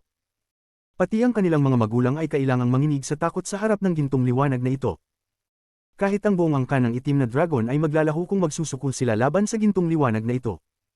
Ngunit ang gintong liwanag na ito ay mas puro pa kaysa sa alaala nila. Ito ay isang tunay na celestial spiritual energy. Habang sila ay nanginginig, isang itim na dragon ang hindi na nakatiis at nagbigay ng malungkot na sigaw. Habang ang kanyang katawan ay nayanig, ang itim na dugo ay lumabas mula sa pagitan ng kanyang mga kaliskis. Ang natitirang dalawang itim na dragon ay nagbigay din ng malulungkot na sigaw at nagbuga ng maraming dugo. Nayanig sila, kumurap at nagsimulang magdasal kay Wang Lin. Ang mga tens of thousands ng cultivators na tinamaan ng gintong liwanag ay nayanig at nakaramdam ng hindi maipaliwanag na takot at galang. Ang aura ni Wang Lin ay nagpanginig sa lahat. Para silang mga mortal na unang nakatagpo ng isang celestial. Isang hindi nakikitang paghahari ang nagmula sa gintong liwanag na ito. Isa sa tens of thousands ng cultivators ang hindi na nakatiis. Siya ay umubo ng dugo at ang kanyang mga tuhod ay lumambot. Parang may isang malakas na puwersa na humahadlang sa kanya. Kailangang yumuko siya. Kung hindi siya yumuko at magdasal, guguho ang kanyang isipan. Habang umuubo ng dugo, yumuko siya. Ang isang malaking bilang ng mga Outer Realm cultivators sa kanyang paligid ay sumunod. Lahat sila ay umubo ng dugo at yumuko. Pagkatapos, ang tens of thousands ng cultivators ay yumuko, at wala ni isa ang may lakas na manatiling nakatayo. Para bang may isang napakataas na lahi ng dugo sa katawan ni Wang Lin at lahat ng cultivators sa mundo ay kailangang magdasal sa kanya. Basta't isa kang cultivator, hindi mo kayang labanan ng galang na dumaan sa iyong kaluluwa. Sa sandaling ito, parang nakalimutan nila ang Inner at Outer Realms. Sa sandaling ito, ang tanging nakikita nila ay si Wang Lin, na nakatayo sa itaas nila tulad ng isang hari. Ang tens of thousands ng cultivators ay yumuko at ang mga itim na dragon ay natalo. Tanungin ng langit kung sino ang may kontrol sa buhay at kamatayan. Si Wang Lin, na may kalmadong ekspresyon, ay naglakad patungo kay esteemed teacher Tian Zhao. Si Master Flamespark ay hindi na malayang dinilaan ang kanyang mga tuyong labi at ang kanyang isipan ay blanca habang pinagmamasdan ang lahat ng ito. Hindi siya makapaniwala sa kanyang nakikita.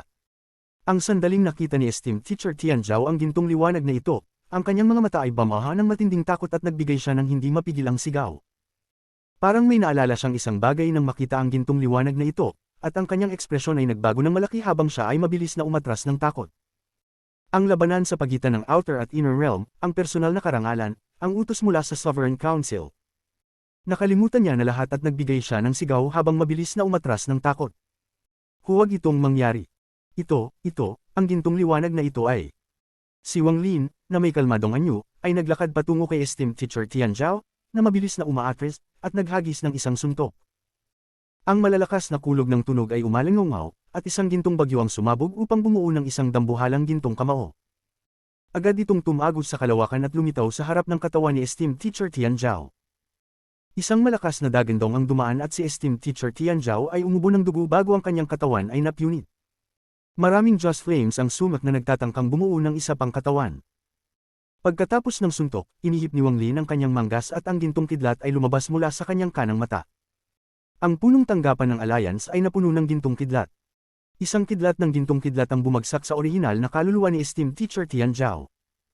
Ang malalakas na kulog ng tunog ay umalingaw at ang walang katapusang Just Flame Soul sa paligid ni esteemed teacher Tian Zhao ay nagbigay ng malungkot na sigaw. Lahat sila ay bumagsak at namatay. Celestial Thunder. Ito ay Celestial Thunder. Si esteemed teacher Tian Zhao ay umubo ng isang bangkus ng Essence Origin Energy. Ang kanyang mga mata ay puno ng hindi maipaliwanag na takot habang siya ay mabilis na umatras. Celestial. Isa kang Celestial. Si esteemed teacher Tian Zhao ay halos mawala ng kanyang katinuan at isuko ang lahat ng kalakasang magpumiglas. Hindi na siya naglakas loob lumaban. Noong nahuli niya ang tatlong dragon, nakita niya ang ganitong gintong liwanag mula sa isang Celestial dati. Noong panahong iyon, ang isang titig mula sa lalaking iyon ay nagdulot ng koma sa kanya ng 10 taon. Si Wang Lin ay nakaramdam ng matinding sakit sa kanyang katawan at may mga palatandaan ng pagputok ng rejection force. Nagdesisyon siyang huwag pansinin ito at inihip ang kanyang kaliwang kamay. Itinutok niya ang kanyang daliri kay Tian Zhao na umatras at lumipad ang gintong apoy mula sa kanyang kaliwang mata. Isang dagat ng gintong apoy ang dumaan at agad na lumamon kay Tian Zhao. Pagkatapos, lumitaw ang Emperor Furnace at lahat ng bagay ay nawala. Kaagad na kinolekta ang orihinal na kaluluwa ni esteemed teacher Tian Zhao. Hindi nagsalita si Wang Lin ni isang salita sa buong panahon ng labanan. Gayunpaman, nang madali niyang patayin si esteemed teacher Tian Zhao, tahimik niyang ipinahayag ang kanyang pahayag. Tanungin ng langit kung sino ang makakapagkontrol ng buhay at kamatayan. Kabanata 1550 Guru Longpan. Tinitigan ni Wang Lin ang malaking planeta ng pagninilay habang ang mga cultivator mula sa Outer Realm ay nakaluhod at nanginginig. Mukha siyang kalmado, ngunit ang mga sinaunang bituin ng demonyo sa kanyang kanang mata ay nagsimulang kumislap. Ang puwersa ng pagtanggi ay sumabog, ngunit patuloy niya itong pinipigilan, kaya't walang nakapansin. Habang pinipigilan ang puwersa ng pagtanggi sa kanyang katawan, tinitigan ni Wang Lin ang malaking planeta ng pagninilay. May isang uri ng hadlang sa paligid ng planeta. Tiyak na ito na ang pangalawang pintuan patungo sa punong himpilan ng alyansa matapos ang vortex. Napakabigat at masalimuot ng hadlang na ito. Ginamit nito ang mga kalapit na planeta upang bumuo ng isang pormasayon na naglikha ng isang loop. Ginagawa nitong parang isang cultivator ang planeta at pinapayagan itong magnilay. Hindi pa nakikita ni Wang Lin ito dati, at nang makita niya ito, lumiwanag ang kanyang mga mata. Interesante ang planetang ito, Guru Flamespark, noong ikaw ay isang elder ng alyansa, may narinig ka bang tungkol sa planetang ito? Nagising si Guru Flamespark mula sa pagkabigla mula kanina. Lalo siyang naging magalang at mabilis na nagsabi, ang junior ay narinig na may mga bagay na may kaugnayan dito. Ang planetang ito ng pagninilay ay hindi likas kundi pinaunlad ng alyansa gamit ang maraming mga planetang pangpagninilay. Ang magnilay dito ay nangangailangan lamang ng kalahating pagsisikap. Sa ilalim ng hindi kilalang spell ni Guru Longpan, ito ay naging pangalawang pormasayon ng alyansa. Ayon sa sabi, mas malakas ang pormasyong ito kaysa sa vortex. Ngunit bihirang pinapayagan ng mga hindi kabilang dito na makapasok, kaya't hindi nakita ng junior ang kapangyarihan ng pormasayon. Pagkatapos niyang magsalita, tila may naalala si Guru Flamespark at nagsabi, si Guru Longpan ay ang pinuno ng mga elder ng alyansa at guru din ni Guru Zongzuan. Ngunit matagal na siyang namatay. Hindi naman siguro. Ang mga mata ni Wang Lin ay kumislap habang tinitingnan ng malaking planeta. Ramdam niya ang 4 na aura sa loob. 3 aura ang nanginginig, at sobrang nerbyoso nila. Ang huling aura ay tila natutulog. Ang tens of thousands ng mga cultivator na nakaluhod sa paligid ay nanginginig. Ang kanilang mga isipan ay puno ng takot. Wala na silang kontrol sa kanilang kapalaran. Ito ay kontrolado ng puting rogue na Panginoon ng Sealed Realm. Ang 3 itim na dragon ay nanginginig din habang nakabalot. Ang kanilang mga mata ay puno ng paggalang. Pati ang kanilang mga alingaw-ngaw ay naging mga hikbi. Inurong ni Wang Lin ang kanyang paningin mula sa malaking planeta ng pagninilay. Habang pinipigilan ng puwersa ng pagtanggi sa loob ng kanyang katawan, itinaas niya ang kanyang kanang kamay at inabot ang 3 itim na dragon. Ang 3 itim na dragon ay lumipad patungo kay Wang Lin. Ipinagpag ni Wang Lin ang kanyang kamay at isa sa 3 dragon ay lumipad patungo sa kanya. Hinawakan ni Wang Lin ang itim na dragon sa leeg. Ang itim na dragon ay parang isang suso, iniikot ang katawan nito habang puno ng takot. Ang mga mata ni Wang Lin ay kumislap habang tinitingnan ang itim na dragon. Tila ba kaya niyang tumagos sa itim na dragon at makita ang mundo ng Just Flame sa loob. May libu-libong Just Flame soul sa loob, at malinaw na lahat sila ay mga cultivator mula sa Inner Realm, may ilang pamilyar pa. Nagkaroon ng malamig na kislap sa kanyang mga mata at walang awa niyang piniga ito. Ang itim na dragon ay sumigaw at inilabas ni Wang Lin ang kanyang kanang kamay sa loob nito. Ang libu-libong Inner Realm cultivators na nilamon nito ay kinuha at pinayagan ng pumasok sa siklo ng reincarnation. Ibinato ni Wang Lin ang Just Flame Black Dragon kay Guru Flamespark. Naalala mo ba na noong unang magkita tayo, sinabi mong ako ay iyong tadhana? Ibinibigay ko ito sa iyo. Ang Just Flames ay nakakalason, ngunit para sa iyo, marahil ang benepisyo ay mas malaki kaysa sa kapinsalaan. Sa mga Just Flames na ito, kung magkakaroon ka ng pagkakataon, baka maging third step cultivator ka. Ang katawan ni Guru Flamespark ay nanginginig at ipinakita niya ang matinding kasiyahan. Kinuha niya ang itim na dragon na tinatakan ni Wang Lin ngunit hindi malaman kung anong sasabihin. Punong-puno ng kasiyahan at masalimuot na damdamin, yumuko siya kay Wang Lin. Paano niya ba makakalimutan noong una silang nagkita? Nang sabihin niyang sila ay tadhana, biro lamang iyon. Hindi niya inasahan na ang biro na iyon ay magbubunga ng karma na ito. May isang bata ang Xiangong family na tinatawag na Xiangong Hu, buhay pa ba siya? Tumingin si Wang Lin sa mga cultivator mula sa Outer Realm. Para sa kanya, ang mga taong ito ay patay na. Ang mga kamay ni Guru Flamespark ay nanginginig habang itinatago ang itim na dragon. Isa siyang matandang nilalang na nagnilay ng mga dekada. Pinipigilan ng kasiyahan at magalang na nagsabi, si Xiangong Hu. Naalala ko po, siya ay naruroon pa sa All Heaven. Nagpakita ng isang bahid ng pag-alala si Wang Lin. Nagbalik ang kanyang alaala kay Xiangong Hu. Dati, siya ay mas mahina kaysa kay Xiangong Hu, ngunit pinili ni Xiangong Hu na kilalanin si Wang Lin bilang kanyang Panginoon. Tuwing naaalala ni Wang Lin ito, siya ay ngumingiti. Tinulungan ako ni Xiangong Hu noon. Pagbalik mo sa All Heaven, alagaan mo siya para sa akin. Inilabas ni Wang Lin ang kanyang kanang kamay at ang pangalawang itim na dragon ay lumipad. Nang mailabas ang mga Inner Realm Cultivator Souls at maitakda ito, ibinato niya kay Guru Flamespark. Tulungan mo akong ipadala ito kay Xiangong Hu. Sabihin mong ito ang aking regalo sa kanya para sa pagkilala niya sa akin bilang kanyang Panginoon. Nagulat si Guru Flamespark ng sandali at nakaramdam ng kaunting pagkainggit. Mabilis siyang tumango at itago ang pangalawang Just Flame Black Dragon. Inilapag ni Wang Lin ang kanyang gintong tingin sa pangatlong itim na dragon. Nagkaroon ng malamig na kislap sa kanyang mga mata at dahan-dahan niyang sinabi. Maiintindihan mo ang aking mga salita. Kanibalismo mo ang lahat ng cultivator dito at sirain mo ang pormasyong ito para sa akin. Bibigyan kita ng pagkakataong mabuhay. Ang itim na dragon ay nanginginig at tumangala. Pagkatapos ay tumalikod at naglabas ng isang sigaw bago sumugod sa mga cultivator mula sa Outer Realm. Ang malupit na mga sigaw ay umaabot sa buong mga bituin. Maging ang mga mata ni Guru Flamespark ay kumurap nang marinig ang mga sigaw na iyon. Kahit siya ay isang Inner Realm Cultivator, ang pagtingin sa mahihina at marupok na laban ng mga cultivator mula sa Outer Realm sa harap ng itim na dragon ay nakakagulat. Habang pinagmamasdan ito at nakakaranas ng kasiyahan, naramdaman niya ang mas matinding paggalang kay Wang Lin dahil sa kanyang kalupitan. Ang mga tens of thousands ng cultivators mula sa Outer Realm ay walang magawa. Ang itim na dragon ay puno ng takot at pag-asa. Nang marinig nito na bibigyan siya ni Wang Lin ng pagkakataong mabuhay, halos mabaliw siya. Sa loob ng hindi hihigit sa 15 minuto, halos wala nang natira sa mga cultivator mula sa Outer Realm. Ang lahat ng mga cultivator mula sa Outer Realm ay nilamon, at ang kanilang mga kaluluwa ay naging bahagi ng Just Flame Realm sa loob ng katawan nito. Ang laman at dugo ng mga cultivator ay sumanib sa katawan nito, na nagbigay ng purplish na kinang sa dragon. Ang matutulis na tinik sa paligid ng katawan nito ay tumubo pa. Maging ang isang sungay sa kanyang ulo ay tumaas ng 1 pulgada. Sa isang sigaw, ang itim na dragon ay tumagal pa ng mas mahahabang distansya. Ang kanyang katawan na umaabot sa daan-daang libong talampakan ay sumugod patungo sa planeta ng pagninilay. Napakabilis nito kaya't may mga after-image. Agad itong lumapit sa planeta at sumabog ito, na nagdulot ng malakas na pagyanig. Ang malalakas na tunog ng pagyanig ay narinig. Nayanig ang malaking planeta ng pagninilay, pagkatapos ay ang mga maliliit na planeta ay tila pinamamahalaan ng isang puwersa at tumira patungo sa itim na dragon. Isang malakas na tunog ang narinig at habang ang itim na dragon ay sumabog sa planeta, isang shockwave ang kumalat. Ang itim na dragon ay nanginginig at tinulak pabalik ng malayo. Ang malaking planeta ay nanginginig din at maraming bitik ang lumitaw dito. Tahimik na nakatayo si Wang Lin. Ang puwersa ng pagtanggi sa loob ng kanyang katawan ay unti-unting napipigilan habang tinitingnan niya ang planeta. Nang lumitaw ang mga bitik sa planeta, ang ika-4 na aura na natutulog ay biglang nagising. Nang magising ito, parang nabuhay ang malaking planeta. Ang mga maliliit na planeta sa paligid nito ay bumuo ng 2 linya at isang nakakakita na liwanag ang nagdikit sa kanila. Nakaayos sila sa magkabilang gilid ng malaking planeta. Isang puting liwanag ang damaloy mula sa malaking planeta. Ang puting liwanag ay tumagos sa hangin at pagkatapos ay lumitaw ang anino ng isang matandang lalaki na may puting buhok.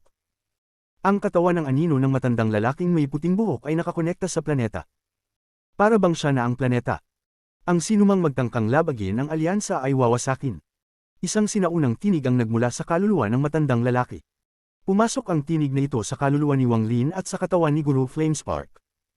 Nang makita ni Guru Flamespark ang matandang lalaki na may puting buhok, lumaki ang kanyang mga mata at sumigaw, "Guru Longpan." Mula sa malayo, ang punong himpilan ng alyansa ng pagninilay ay mukhang napakabigla. Ang malaking planeta ay parang katawan na walang mga paa, at ang dalawang linya ng mga planeta ay parang mga braso nito. At ang matandang lalaki na nakakonekta sa planeta ay parang ulo ng katawan na ito. Anong klaseng planeta ng pagninilay ito? Malinaw na parang tao. Anong tapang?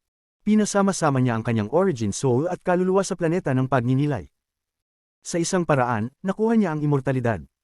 Matagal nang napansin ni Wang Lin na may mali sa planeta. Kaya't pinayagan niyang umatake ang itim na dragon, at sa sandaling ito, naintindihan niya na ang lahat. Si Guru Zongzuan ay guru ni Guru Longpan, at tiyak na umabot na sa dulo ng kanyang buhay si Guru Longpan nang maisip niya ang nakakagulat na ideya na ito. At nagawa pa niyang perpekto ito at gawing totoo. Walang matandang nilalang na dapat maliitin. Ang sinuman na makakaisip ng ganitong paraan ay tiyak na napakatalino. Tiningnan ni Wang Lin ang matandang lalaki. Bagamat sila ay magkaaway, naramdaman pa rin niya ang paggalang sa kanyang puso. Tumingin si Guru Flamespark sa lahat ng ito. Siya ay napakatalino, at pagkatapos mag-isip sandali, napahinga siya ng malalim. Isang beses ko lang nakilala si Guru Longpan. Akala ko patay na siya. Hindi ko inasahan ito. Lumiwanag ang mga mata ni Wang Lin at itinutok ang kanyang daliri. Ang itim na dragon na tinulak pabalik ay nagsimulang magpakita ng pagsusumikap at naglabas ng isang sigaw. Agad itong sumugod patungo sa planeta ng pagninilay gamit ang kanyang malaking katawan at umungal sa planeta ng pagninilay. Nagpatuloy ang kanyang alingaw-ngaw, at nang lumapit siya, binuksan nito ang kanyang bibig. Binuksan ang kanyang Just Flame Realm at maraming Just Flame Souls ang lumipad patungo sa planeta ng pagninilay. Ngunit, sa eksaktong sandaling ito, isang nakakagulat na pagbabago ang nangyari. Isang malungkot at nagmamadaling sigaw ang nagmula sa planeta ng pagninilay. Ang sigaw na ito ay puno ng kabaliwan at isang hindi maipaliwanag na pagnanasa ng pagpatay. Tanging ang mga nakapagtanghal ng maraming pagpatay sa kanilang buhay ang makakaranas ng ganitong uri ng pagnanasa ng pagpatay. Ang pagnanasa ng pagpatay na ito ay malinaw na ang asensya ng massacre. Pamilyar si Wang Lin sa sigaw na ito. Sa sandaling lumabas ito, nagbago ang ekspresyon ni Wang Lin sa unang pagkakataon. Isang pagsabog ng kasiyahan ang lumitaw. Senior Brother Ching Shui.